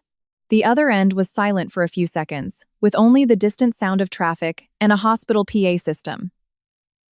"Miss Vance?" Just those 2 words, and I knew. "Clara? Where are you? Don't call this number back. If you still trust me, come to the coffee shop behind Mass General tomorrow morning. I only have 30 minutes. Before I could ask, she hung up. Ava looked at me. "Clara Reed." I nodded. She put her pen down. "I'll go with you tomorrow, but I'll sit at a different table. Someone who's scared might shut down if they see a lawyer right away." The next morning, the small coffee shop was bustling. Small tables were crammed together, and steam rose from the espresso machines, smelling of roasted coffee. Families of patients were eating quickly, some clutching bags of medicine. Clara arrived in an old coat, her hair pulled back, dark circles under her eyes. She looked around before sitting down in front of me. "Have you ordered?" I ordered 2 hot lattes. "Have something to drink." Clara shook her head. "I can't swallow." I asked gently, "How is your mother?" Clara's eyes welled up. "She's been on dialysis for 3 years. Every month it's medicine and hospital bills. Mr. Croft knows. He threatened me. If I didn't sign, I'd be fired. If I get fired, my mom will be gone before I can find another job." I paused. There are different kinds of wrongdoers. Some are wrong because of greed, some are wrong because of fear. "Clara, I didn't ask you here to scold you. I just need to know the truth." She bit her lip, then unzipped her cloth bag. Inside was a brown envelope. She pushed it across the table, her hand shaking. Photocopies of the old inventory logs. I didn't dare take the original. I hid it back home, in my mother's medicine box. I was afraid Mr. Smith would find it if I left it in my apartment. I opened the envelope. The familiar pages of the log appeared, the handwriting so familiar it made my heart ache. Each stone's code, date of entry, condition, and who handled it. In the notes column, a clear line. Morningstar 13 collection. Asset on consignment from Miss Serafina Vance. Not for sale, transfer, or valuation as owned property without the owner's direct signature. I stared at that line for a long time. For the past 3 days, I had been painted as a greedy ex-wife. Yet here, in the company's own records, the truth lay, neat and calm. I flipped further, to the list of individual stones. I saw the pages for the 8, 6 carat diamond, the blue sapphire, the emerald. But when I got to the ruby section, I froze. A page was missing. The edge of the paper in the copy showed a tear mark. The page numbers jumped from 17 to 19. I looked up. Where is page 18? Clara looked down, tears falling onto her hand. It was torn out. That page listed the Pigeon's Blood ruby, code ASR7, with an internal valuation of around $2 million. About 2 weeks before your divorce, Mr. Croft told me to pull its file for an insurance review, but the request form was brought down by Mr. Smith, without your signature. A chill ran down my spine. Did you hand over the stone? Clara shook her head quickly. No. By then, the stone was no longer in the secondary vault. Mr. Smith said it had been moved to the chairman's office on Mr. Croft's orders. When I asked for the transfer slip, he told me it was the boss's business, and not to ask so many questions. Tom Smith was Julian's trusted assistant, the one who told me I was non-operational personnel. I clenched the papers, and after that, Clara's voice broke. After that, Mr. Croft called me to his office. Miss Sterling was there too. They gave me a new inventory log and told me to sign it, confirming the Morningstar 13 had been absorbed as a company asset in 2021 to facilitate brand restructuring. I asked, Chloe Sterling was there? Yes. She said if the records weren't clean, the launch party would be affected, the bank wouldn't approve our credit line, and the whole company could lose their jobs. She told me not to make things difficult for hundreds of people just because of one divorced woman. I let out a soft, bitter laugh. The common good. People always use beautiful words to force the powerless to do the wrong thing. Clara quickly added, I know I was wrong. I signed, but I didn't sign everything. On the pages directly related to the ruby, I pretended to have a stomachache and went to the bathroom. I took a picture of the draft with my phone. I deleted it from my main phone later, but saved it on an old memory card. She took a small memory card wrapped in a tissue from her pocket. I don't know if it's still readable, but it has a picture of page 18 before it was torn out, and a picture of the new log Mr. Croft made me sign. I took the tiny card. It felt as heavy as a stone in my palm. Clara, why are you giving this to me now? She bowed her head, now sobbing openly. Because yesterday, I read the news saying you stole the company's assets. If I stay silent, they'll blame everything on you, and I'll be an accomplice. My mom told me, we can be poor, but we can't let our own hands sign away someone else's life. I'm so ashamed, Miss Vance. I handed her a tissue. You made a mistake, but you came back. I can't promise you won't be affected by this, but I promise that if you tell the truth, I won't let them use you as a scapegoat. Ava Chen stood up and walked over to our table. Clara flinched, but I held her hand. This is Miss Chen, my lawyer. She will help you write a formal statement. You don't need to add or subtract anything. Just say what you know, what you saw. Ava sat down and spoke gently to Clara. From now on, do not meet with Mr. Croft, Mr. Smith, or Miss Sterling alone. Save every text message and phone call related to the inventory logs. As for the original document at home, don't bring it here until someone can go with you. Clara whispered, yes. I asked one more question. Clara, besides the ruby, were there any other stones with issues? She thought for a moment, then said quietly, I'm not sure. But before the rebranding, Mr. Smith took the files for the blue sapphire and the fancy yellow diamond for a marketing campaign. When he returned them, the sealed envelopes weren't intact. The blue sapphire and the yellow diamond. I wrote their names in my notebook. The meeting ended in less than 30 minutes. Clara stood up first, pulling the hood of her coat over her face. Before leaving, she turned and said, Miss Vance, I'm sorry. I replied, apologize to me later. Right now, you need to keep yourself safe. She nodded and disappeared into the crowd in front of the hospital. I sat there, looking at the cold latte. They say a needle in a haystack will eventually be found. But some needles can only be pulled out of a tangled mess of lies by someone who has felt enough pain, enough fear, and enough regret. I looked at the memory card in my hand, then at Ava. Miss Chen, that $2 million ruby is probably not at the company anymore. Ava closed her file, her eyes serious. If that's true, Sarah, this is no longer just about falsifying records. This could be about assets being secretly removed before you even knew what was happening. I stood up. Outside, gray clouds hung low over the hospital roof. I saw it more clearly than ever. Julian didn't just want to erase my name from Vance Heritage Gems. He might have already started pulling the real stones out of the light my mother had left behind. 3 days after meeting Clara, my house fell silent. Not the silence of peace, but the silence of holding your breath before a storm. I barely left the house. During the day, I reviewed every file with Ava. In the evenings, my father would sit at his wooden desk cleaning his loop, occasionally looking up to ask me a short question. This email, do you still have the original in your inbox? Yes, Dad. The 2016 shareholder minutes? Are all the signatures there? Yes. The inclusion plot for the blue sapphire. Which folder is it in? The blue one, second from the top. My father's questions weren't long, but each one felt like driving another nail into the floorboards, helping me stand firm. After days of being smeared by my former in-laws, I realized that sometimes you don't need much consolation. You just need someone to help you put the truth back in order, and your world feels less tilted. On Thursday afternoon, a courier stopped in front of the house. He brought in a long gift box, wrapped in silver paper with a white bow. The card was addressed to me, Serafina Vance. I looked at the elegant script and felt a chill. Dad came out of his room. Who's it from, Sarah? I didn't answer right away. I opened the box. Inside was a silver dress of a soft, shimmering silk. The style was elegant but modest. Beneath the dress was a VIP invitation to the Croft Prestige Diamonds launch, along with a small note. The handwriting was Julian's beautiful, even, and sharp. Sarah, I hope you'll come. Your presence will show everyone we had a civilized separation. I chose this dress for you. I think silver will suit you under the stage lights. I finished reading, my hand still resting on the soft fabric. It felt as cool and smooth as a snake's skin. I laughed, but my throat tightened. Look, Dad. He even picked out the color for my costume on the day my name gets erased. Dad took the note and read it slowly. He wasn't angry. He just placed it on the table, his voice steady. The man who builds the stage often likes to choose the actor's costume as well. He wants you to look beautiful, but beautiful in a way that benefits him. I looked at the silver dress.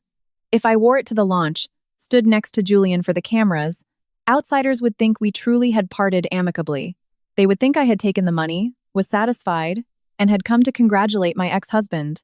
My silence would become the seal of approval on his lie. Just as I was about to fold the dress away, my phone rang. It was Chloe Sterling. I answered and put it on speaker. Her voice was as sweet as honey mixed with warm water. Sarah, it's Chloe. I was just wondering if you received the dress Julian sent? I replied, I did. Oh, wonderful! I thought that style suited you perfectly. Elegant, understated, not too flashy. I expect the press will be very interested at the launch, so I thought your image should be carefully managed. I glanced at my father. He sipped his coffee, his expression like he was watching a bad play. I asked, Chloe, are you calling to give me fashion advice, or to check if I'm willing to be a prop? There was a half-second of silence on the other end. That's a bit harsh, Sarah. I just want everything to be beautiful for everyone. Who is everyone? Me, Julian? Or the story you're currently writing for Croft Prestige? Chloe's voice was still soft, but now it had an edge. Sarah, I think at your age, one should choose a more composed way of handling things. If you appear beautiful and graceful, people will respect you more. If you make things difficult, the press might misunderstand. I chuckled. Don't you worry, Chloe. If I come, I will be very composed. But I will not be wearing a dress sent by someone to cover up the stains on their story. Chloe went silent, then she said softly, So you are coming? I will be there. I hope you'll maintain the spirit of civility. I replied, Civility is not staying silent while your name is being stolen. As a communications professional, I'm sure you understand how important words are. I hung up. The house was quiet for a few seconds. Then my father let out a soft laugh. Well said, Sarah. Not too aggressive, but sharp enough to hurt. I sighed. I'm still nervous, Dad. Being nervous means you know you're walking into danger. Don't be afraid of being nervous. Be afraid of being so nervous that you sign the wrong thing, say the wrong thing, or do the wrong thing. That night, Ava came over. She placed a checklist on the table of everything we needed to prepare. Copies of the consignment agreement, the inheritance documents, the capital contribution records, Julian's emails, the inclusion plots for the stones, the file on Diana Hart's 5.2 carat ring, and Clara's preliminary statement. Ava said, We are not going to the launch to cause a scene. If they just give generic speeches, we observe. If they announce the collection is the property of Croft Prestige, that's when you ask a question. Mr. Vance will ask first. You don't need to jump in right away. I nodded. Dad opened an old leather case and took out the loop my mother used to use. He cleaned it meticulously and placed it next to the file. Bring this with you? I looked at him. Dad, do you really think they would dare to display a fake stone? He replied, I'm not making accusations. I'm just preparing for the worst-case scenario. In this business, you can trust people, but you still have to turn on the light to inspect the stone. Just then, my father's phone rang. He looked at the screen and answered, Hello, Arthur? I sat up straight. It was Arthur Finch, the minority shareholder and the man who had originally insured the Morningstar 13. His voice came through the speaker. Harrison, I just received an invitation to Julian's launch. He's invited me as an independent appraisal consultant. Funny, isn't it? He must think I've forgotten the old files. My father looked at me, a slight smile on his lips. He wants to borrow your reputation to decorate his stage. Arthur scoffed. Well then, I'll be there. When someone invites you to shine a light for them, it would be rude not to show up. I heard his words and felt goosebumps on my arms. Julian was so confident that he had invited the one person who could recognize the discrepancies in the collection. He thought the stage lights would only make him shine brighter. He didn't understand that light can also expose the cracks. The night before the launch, I stood in front of my closet for a long time. The silver dress was still in its box, beautiful and cold, as if it didn't know the role it was sent to play. In the end, I chose a simple black dress. No sequins, no revealing cuts, no extravagant jewelry. I wasn't going there to sparkle. I was going there to stand firm. My father looked at me from the doorway. Made your choice? I nodded. Yes. I'm not wearing his silver. He said, It doesn't matter what color you wear, as long as your heart isn't tarnished. I laughed. A simple play on words from my father, but it proved that with age comes sharp wisdom. I closed the lid on the dress box and placed it in the corner of my closet. Outside, the city lights were on. Somewhere, a food vendor was making his late-night calls. Normal life was flowing on, as if a storm wasn't waiting. I looked at the VIP invitation on my table. Tomorrow, I would walk onto the red carpet Julian had prepared, with its white flowers, crystal chandeliers, and fawning praise. He thought he had successfully invited his ex-wife to witness his victory, but he had forgotten one thing. Some traps, even when wrapped in velvet, end up snapping shut on the person who set them. On Saturday morning, I woke up before my alarm. Outside the window, a thin layer of mist still covered Boston in early March. I stood in front of the mirror, wearing the black dress I had chosen the night before. My hair was in a low bun, my makeup was minimal. No necklace, no diamond earrings, nothing that would make me look like an accessory at Julian's party. Downstairs, my father was waiting, his gray suit neatly pressed, his hand resting next to his old leather briefcase. Inside were the copies of my mother's inheritance documents, the consignment agreement, the inclusion plots, the loop, and the files Ava had marked up. Looking at him, I suddenly saw how much older he had become. But his eyes were still bright, the kind of brightness a man has after a lifetime of bending down to inspect stones without ever bowing his head to greed. He asked, Are you going to eat something? I shook my head. I can't swallow. He pushed a bowl of oatmeal toward me. Even if you can't, have a few spoonfuls. Going into a crowded place on an empty stomach will make you shaky. I obeyed, managing 3 spoonfuls. The oatmeal was bland but warm. I think for the rest of my life, I will remember that bowl of oatmeal more than any crystal-laden banquet that followed. The hotel where Julian was holding the launch was on the harbor. As our car pulled up, I could already see the long red carpet, flanked by white flowers and golden lights, and the giant banner with the Croft Prestige Diamonds logo. The tagline, a $90 million gemstone empire, glowed brightly. My father got out first and offered me his hand. I took a deep breath and stepped onto the red carpet. My heels sank into the soft fabric, but in my heart, each step felt like walking on gravel. Reporters were lined up on both sides. A few recognized me and immediately turned their cameras. Miss Vance, can you share how you feel attending your ex-husband's new brand launch? I paused and smiled just enough. I am here. Because I was invited. That was all. Not a word more. Ava had warned me. In a place where you don't need to speak, don't give them a quote to twist. The ballroom was on a high floor, overlooking the shimmering water. Inside, crystal chandeliers hung like a shower of stars. Round tables were covered in white linen, the chairs tied with silver bows. On each table was a vase of orchids. Soft violin music played, creating an atmosphere so luxurious one could forget that beneath the opulence, a crack might be spreading. There were more guests than I expected. Bank partners, insurance representatives, VIP clients, and familiar faces who had bought from us because they trusted me. Arthur Finch was already there, sitting in the second row. He gave my father and me a subtle nod. Julian was in the photo area. He wore a white suit, his hair perfectly coiffed, his smile brilliant. Next to him was Chloe Sterling in a striking red dress, a glass of champagne in her hand. Eleanor sat at the head table, wearing a velvet gown and a large pearl necklace, her face beaming with pride. When she saw me enter, Chloe walked over quickly. In front of the cameras, she spread her arms as if to give me a hug. I took a half step back and extended my hand for a handshake. Her arms froze mid-air before she took my hand. "Thank you for coming, Sarah. I knew you were an understanding person." I smiled at her. "Some days only happen once in a lifetime. I didn't want to miss it." Chloe's smile tightened slightly. Julian approached, his voice smooth. "Sarah, you look beautiful tonight. But why didn't you wear the dress I sent? I thought it would be perfect for the theme." I glanced at the red dress Chloe was wearing and replied, "I'm used to choosing my own clothes when I go out, especially on days when I need to keep a clear head." Chloe's smile thinned, and she said no more. Julian led us to the table for the guests of honor. My name was printed on a small card, placed next to my father's. Serafina Vance, co-founder of Vance Heritage Gems. I stared at the card, a pang in my chest. On the card, I was still a founder. But on the stage, on the banners, in the video, my name had been stripped from the story. The ceremony began at 7 o'clock. The lights in the ballroom dimmed. The MC came on stage and spoke of the journey from a small shop in a historic neighborhood to a $90 million empire. The LED screen behind him lit up. The video opened with images of Boston's Jewelers Row, of glittering stones. I expected to see a picture of my mother, my father, or my first sketches. But no.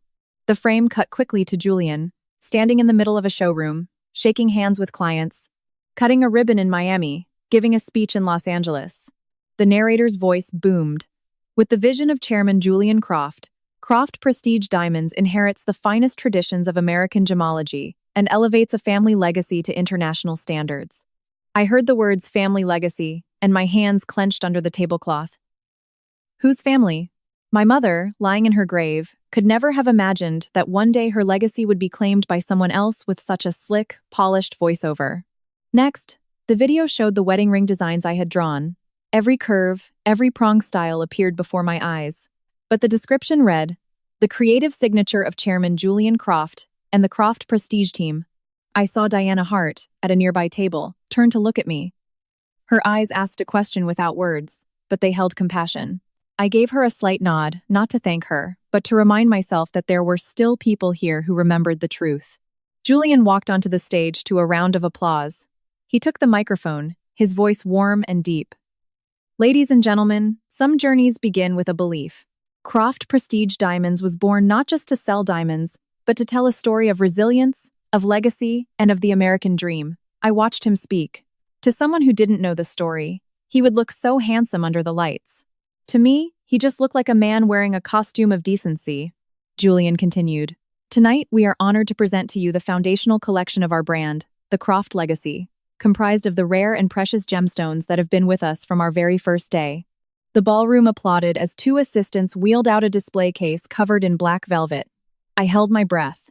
Beside me, my father sat perfectly still, but his hand was now on his briefcase. Eleanor glanced down at me from her table, a smirk on her lips. Chloe, standing near the stage, adjusted her dress and signaled to the camera crew to zoom in on the case. Julian placed his hand on the edge of the velvet cloth and announced, "And the stone that symbolizes this journey, the 8.6-carat diamond, that is the very soul of Croft Prestige Diamonds." The cloth was pulled away. The lights focused directly on the case. The white diamond lay in the center of the velvet box, sparkling so brightly it was almost blinding. A gasp went through the crowd. Cameras flashed relentlessly. I stared at the stone for a long time. From this distance, I couldn't be sure of anything. But I had an uneasy feeling, like seeing a familiar person in completely unfamiliar clothes. Julian smiled, satisfied. He raised his hand, inviting everyone to stand for the opening ceremony. At that exact moment, my father slowly stood up. The sound of his chair scraping the floor wasn't loud, but in the quiet ballroom it was startlingly clear. A few heads turned. Julian looked down, his smile faltering. My father buttoned his suit jacket and took a spare microphone from a nearby server. His voice wasn't high, but every word was distinct. Mr.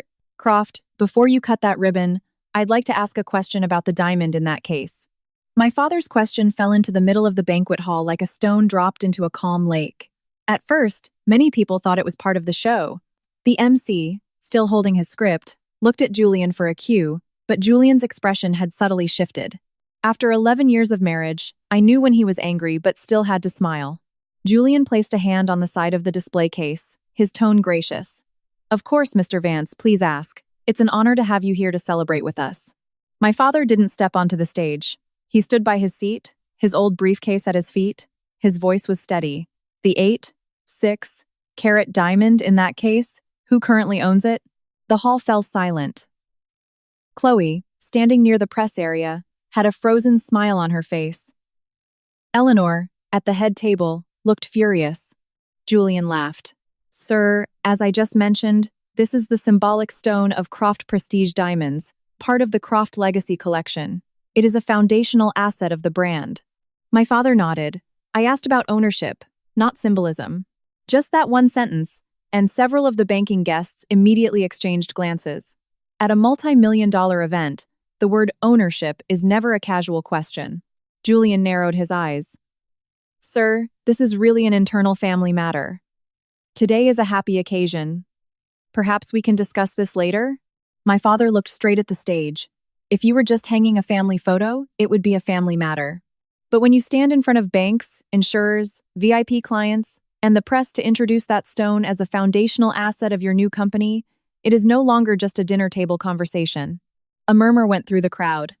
The MC was about to intervene when Arthur Finch stood up from the second row. I suggest we let Mr. Vance finish. I was invited here as an independent appraisal consultant. A question about the origin and ownership of a displayed asset is a legitimate one. The smile on Julian's face faded completely.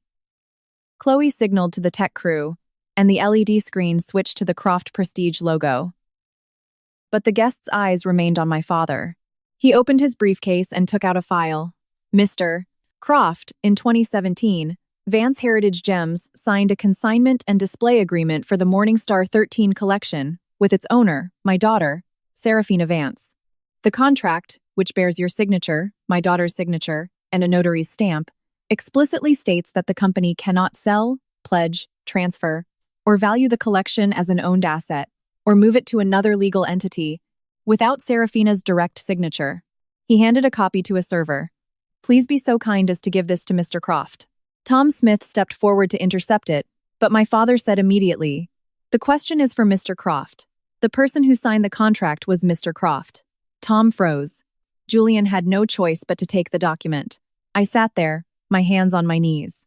I didn't feel triumphant, I just felt a deep ache. Julian flipped through a few pages and said, Mr. Vance, the old contract was with Vance Heritage Gems. Croft Prestige is the successor brand. Serafina also agreed for the collection to be part of the brand's journey. I stood up. A nearby staff member handed me a microphone. My voice was calmer than I expected.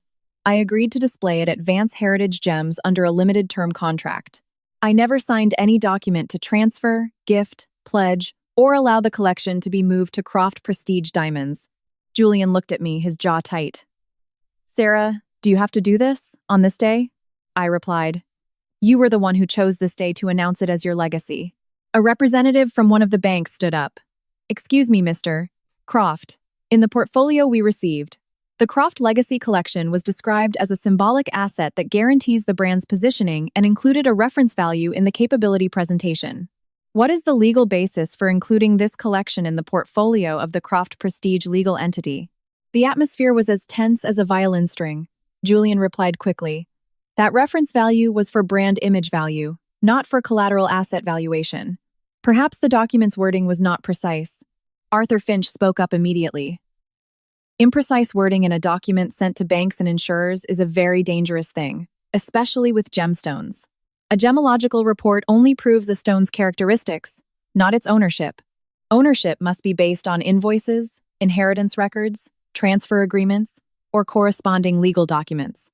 A VIP guest whispered, loud enough to be heard, So is that diamond even owned by Croft Prestige or not? My father answered before Julian could. According to the documents I am holding, It belongs to my daughter's private collection. The old company was only allowed to display it. The new company certainly cannot claim to be its owner without a valid legal instrument. Eleanor finally lost her temper. She shot up from her chair. Harrison, are you out of your mind? Your daughter is divorced from my son, and she comes here to ruin his special day. For years, my family treated her like a daughter. Now she's willing to burn every bridge over a few stones. My father looked at her. Mrs. Croft, if your family had treated my daughter like a daughter, her name would not have disappeared from the story today. And those few stones you mention are the legacy my wife left to my daughter. They are not marital assets to be divided however you please. Chloe rushed to Eleanor's side. Julian lowered his voice, but the microphone was still on, so the whole room heard. Mom, sit down. He then turned to my father. Mr. Vance, I respect you, but you are damaging my company's reputation. If there is a dispute, we can resolve it with lawyers. Ava Chen stood up from the back of the room, a business card in her hand. I am Ava Chen, legal counsel for Miss Serafina Vance. We are here because Mr. Croft has publicly used the collection and its origin story in a manner that shows signs of misrepresentation. We are not here to cause trouble. We are simply requesting clarification before this information is disseminated further. The insurance representative walked toward the stage. Mr. Croft, if there is an ownership dispute regarding the displayed assets, we must temporarily halt the presentation of the items, create a status report, and have all involved parties confirm. We cannot proceed with the ceremony as if there is no issue. Julian gave a strained laugh. This is just a family misunderstanding. You're making our guests nervous. Diana Hart suddenly spoke up from the VIP table. I think your customers have a right to be nervous, especially when there are products already sold that need to have their records re-verified. The MC's face was white. The red ribbon still lay in front of the display case, the golden scissors on a silver tray. Everything was ready, except for the truth that would allow it to happen. My father put his microphone down. Mr. Croft, I didn't ask my question to embarrass anyone. I asked to see if, in front of all these people, you would dare to call this stone by its rightful owner's name. Julian stood frozen. Chloe was furiously typing on her phone. Eleanor sank into her chair, her face flushed. The cameras, once aimed at the stage, were now pointed at the display case and the face of the party's host. The grand opening hadn't even had its ribbon cut, and it had already turned into an inquest on ownership. The ballroom was plunged into silence. Just moments before, it was filled with the sound of violins and congratulations. Now, all eyes were fixed on the glass case in the middle of the stage, where the 8.6-carat diamond still glittered under the lights. Julian tried to regain his composure. He raised the microphone. Please, everyone, don't misunderstand. This is just a private complication following a divorce. We will handle it privately so as not to disrupt the ceremony. My father said no more. He just looked at me. I understood his gaze. The question of ownership had opened the door. The next step wasn't to argue, but to inspect. The insurance representative approached the glass case. Mr. Croft, as the displayed assets are under a legal ownership dispute, I must request that you halt the ribbon-cutting ceremony. We need to document the current state of the items with the signatures of all relevant parties. If necessary, we will invite legal authorities to witness the preservation of the scene. Julian frowned. You're overreacting. This is a private corporate event. Arthur Finch immediately retorted. When you invite banks, insurers, the press, and clients to announce your foundational assets, you are responsible for the information you present. Chloe stepped forward, her voice hurried but still trying to sound gentle. Perhaps we could move on to the dinner portion? The paperwork can be dealt with later. Our guests came to celebrate, not to witness a dispute. I looked at her. That's right, guests didn't come to see a fight. But they certainly didn't come to applaud a story that had no right to be called the truth. Eleanor shot up. You be quiet. You're divorced, and you still chase after my son to destroy him. It's because you couldn't match his ambition that your heart is so twisted. A few people looked down, embarrassed. The words still hurt, but this time I didn't bow my head. I replied very softly, Eleanor, does my marital status change the legal ownership of a stone? Her face turned purple. Julian snapped, his voice low but sharp. Mom, that's enough. The insurance representative insisted on opening the case to visually compare the keystones with the inclusion plots from the file. Tom Smith immediately stepped in. That's not possible. Only our technicians can handle this case. Arthur looked at him. Then invite your technician to open it. in front of everyone. No one is telling you to remove the stones without proper procedure. Julian had no other choice. He signaled to a technician. The man was so nervous he entered the wrong code twice. Finally, the glass case clicked open. The sound was soft, but to me, it was like a mass cracking. The 8.6-carat diamond remained on its tray. Arthur and the insurance representative only observed, not touching anything without gloves and a formal record. My father took the old inclusion plots from his briefcase. He said, "This diamond needs a machine to be certain. But first, I want to see the blue sapphire." I felt my heart clench. The blue sapphire was my mother's favorite after the white diamond. She used to say it was because it had a little cloud inside it. "A person's life is like that," she'd say. "No matter how blue, there's always a cloud." The technician brought out the sapphire tray.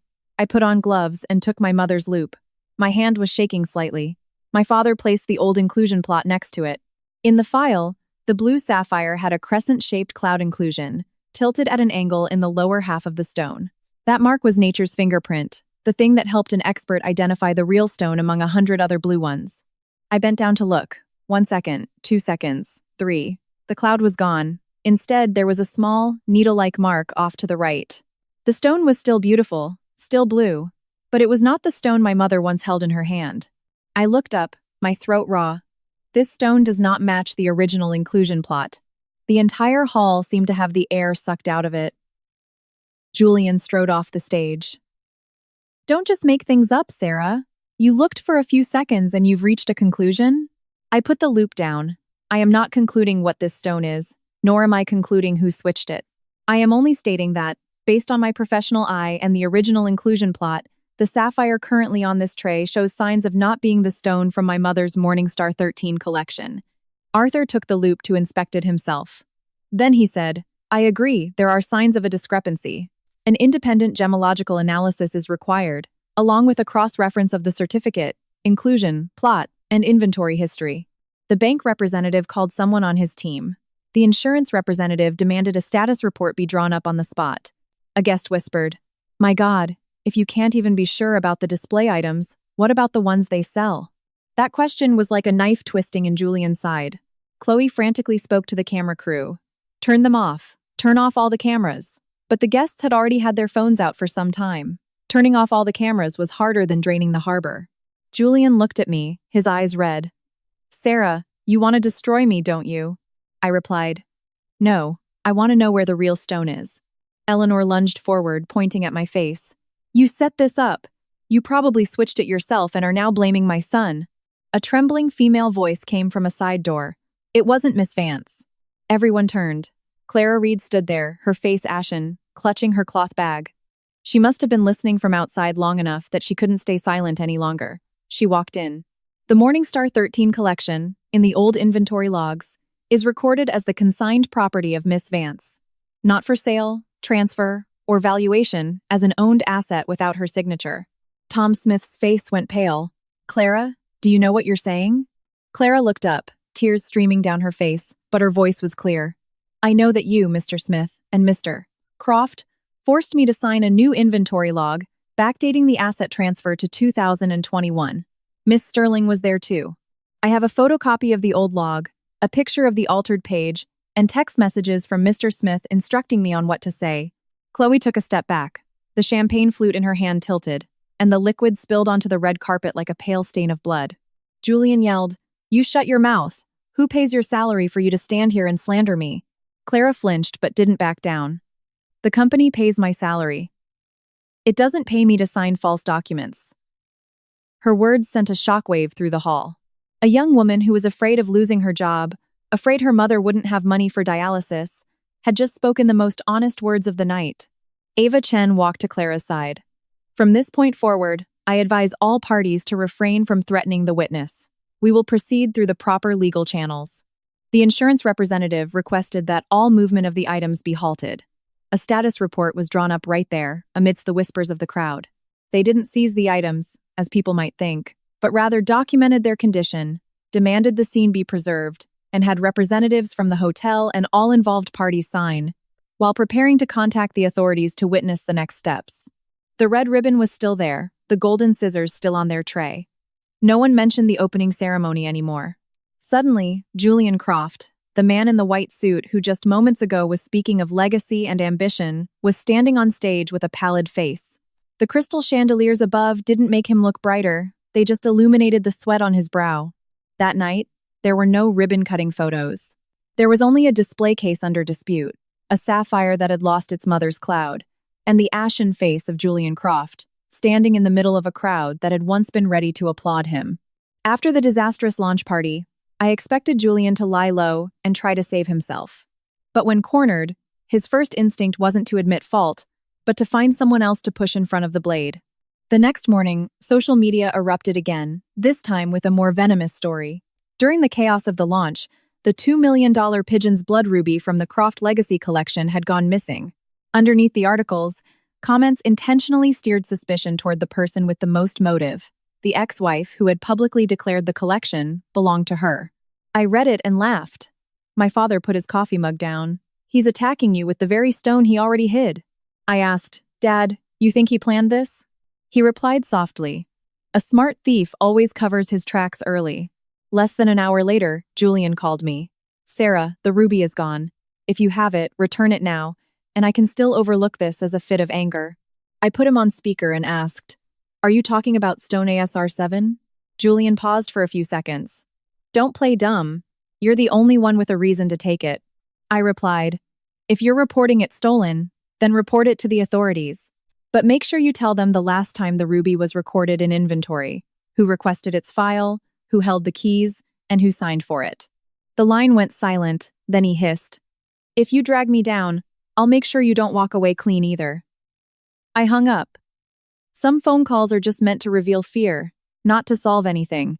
That afternoon, Ava Chen sent a formal request to preserve the scene, cross-reference inventory logs, and trace the asset's movement history. We submitted Clara's photocopied logs, the picture of page 18 from the memory card, the consignment agreement, and my mother's original list. 3 days later, the first clue emerged from the insurance records. The ruby, ASR7, hadn't disappeared during the launch party. It had been requested for a condition check for reevaluation nearly 2 weeks before I signed the divorce papers. The internal request was submitted by Tom Smith, with an approval from the chairman's office.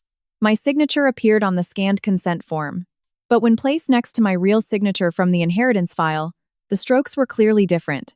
Ava said, We can't conclude forgery yet, but it shows signs that require forensic analysis. If Julian used a forged signature to secure a multi-million-dollar loan, that is a federal crime. He could be facing prison time.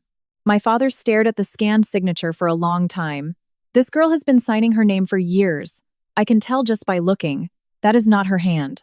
The second clue came from an old security camera in the basement garage. On that night, Tom Smith was seen leaving the secondary vault area with a small, insulated case. The person walking beside him was Chloe Sterling.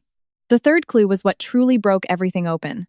A receipt from a private financial institution showed that the ruby had been used as collateral for a short-term loan taken out by a company called Sterling Media. The legal representative wasn't Chloe, but she was the one who managed the operations, scheduled the appointments, and handled the service fees. In a chain of emails, Chloe wrote to Julian, Once we get through the launch, I'll have the cash flow to pay back the loan and get the stone back. Sarah no longer has access to the vault. I read those words and a deep chill settled in my chest. They deactivated my card, changed the codes, and erased my name from the catalogs. It wasn't just to get rid of me. It was to make sure I couldn't get back in time. From April to July of 2025, the meetings were relentless. Signature analysis, inclusion plot comparisons, a full inventory of the Morningstar 13, and meetings with VIP clients who needed their purchases verified. I can't count the number of nights I came home exhausted, but every time I felt like collapsing, I would look at my mother's photo. The final results showed that the Morningstar 13 collection was my sole property, confirmed by the inheritance documents and the consignment agreement. Several internal documents showed signs of improper use of signatures. 3 stones in the collection showed signs of being switched, moved, or used for unapproved purposes, with the $2 million ruby having been removed before the divorce. The $90 million valuation of Croft Prestige was determined to have severe misrepresentations regarding the origin of its symbolic assets and brand backing capabilities. Vance Heritage Gems held an emergency shareholder meeting. My father, Arthur Finch, and I held enough shares to demand the temporary suspension of Julian's executive powers and to turn over all records to independent auditors and lawyers. The bank froze the credit line for Croft Prestige. The insurance company refused to continue coverage on the items without clear proof of ownership. VIP clients began demanding en masse to have their purchases verified and compensated. Julian went from being the man in the spotlight to the man dodging cameras. Chloe disappeared from the company for a few days before the email chain linking her to the smear campaign and the loan from Sterling Media was exposed. She had wanted to rewrite my story. In the end, her own emails rewrote hers. Eleanor came to my father's house on a rainy afternoon. Her hair was a mess, her eyes were swollen, and she clutched an old handbag. "Sarah," she said, calling my name like I was a long-lost relative she herself had pushed out the door. I invited her in and poured her a glass of water. "Being polite doesn't mean forgetting the pain," she cried. "I'm begging you. Julian was wrong, but he's still my son. For the sake of the 11 years you were my daughter-in-law, don't push him to the brink." I looked at her, the woman who once told me I couldn't keep a husband because I lacked ambition, now sitting in front of me, pleading for mercy. I spoke slowly. "Eleanor, I am not seeking revenge. I am just putting everything back where it belongs. Honor to whom it is due, assets to whom they belong, and wrongdoing to the one who committed it." She bowed her head. For the first time, I saw her with no retort. At the end of 2025, I opened a small exhibition titled Morning Star in a quiet old gallery near the public garden. There was no noisy red carpet, no hall filled with white flowers, no one calling it an empire. There were just 13 glass cases, each with the correct name of the stone, its true origin, and my mother's story. My father stood beside me, holding his old loupe. Diana Hart, Clara Reed, Arthur Finch, and Ava Chen were all there. Clara had brought her mother in a wheelchair. The old woman took my hand and said, "Thank you for giving my daughter a chance to tell the truth." I smiled, my eyes misty but my heart light. I had lost a marriage, lost years believing in the wrong person. But I had won back my name, my mother's legacy, and more importantly, the right to stand tall without asking anyone for permission. Dear friends, in life, sometimes we are not afraid of having nothing. We are only afraid of signing away our own selves. Affection is precious, truly, but it can never be an excuse for someone to steal your work, your property, and your honor. If my story has touched you, please remember that as long as you hold on to the truth, you are never out of options. I closed the exhibition by placing my hand on the glass case of the ruby that had finally come home. The red light in its heart glowed, deep and warm. This time, no one would ever dare to call it by another man's name.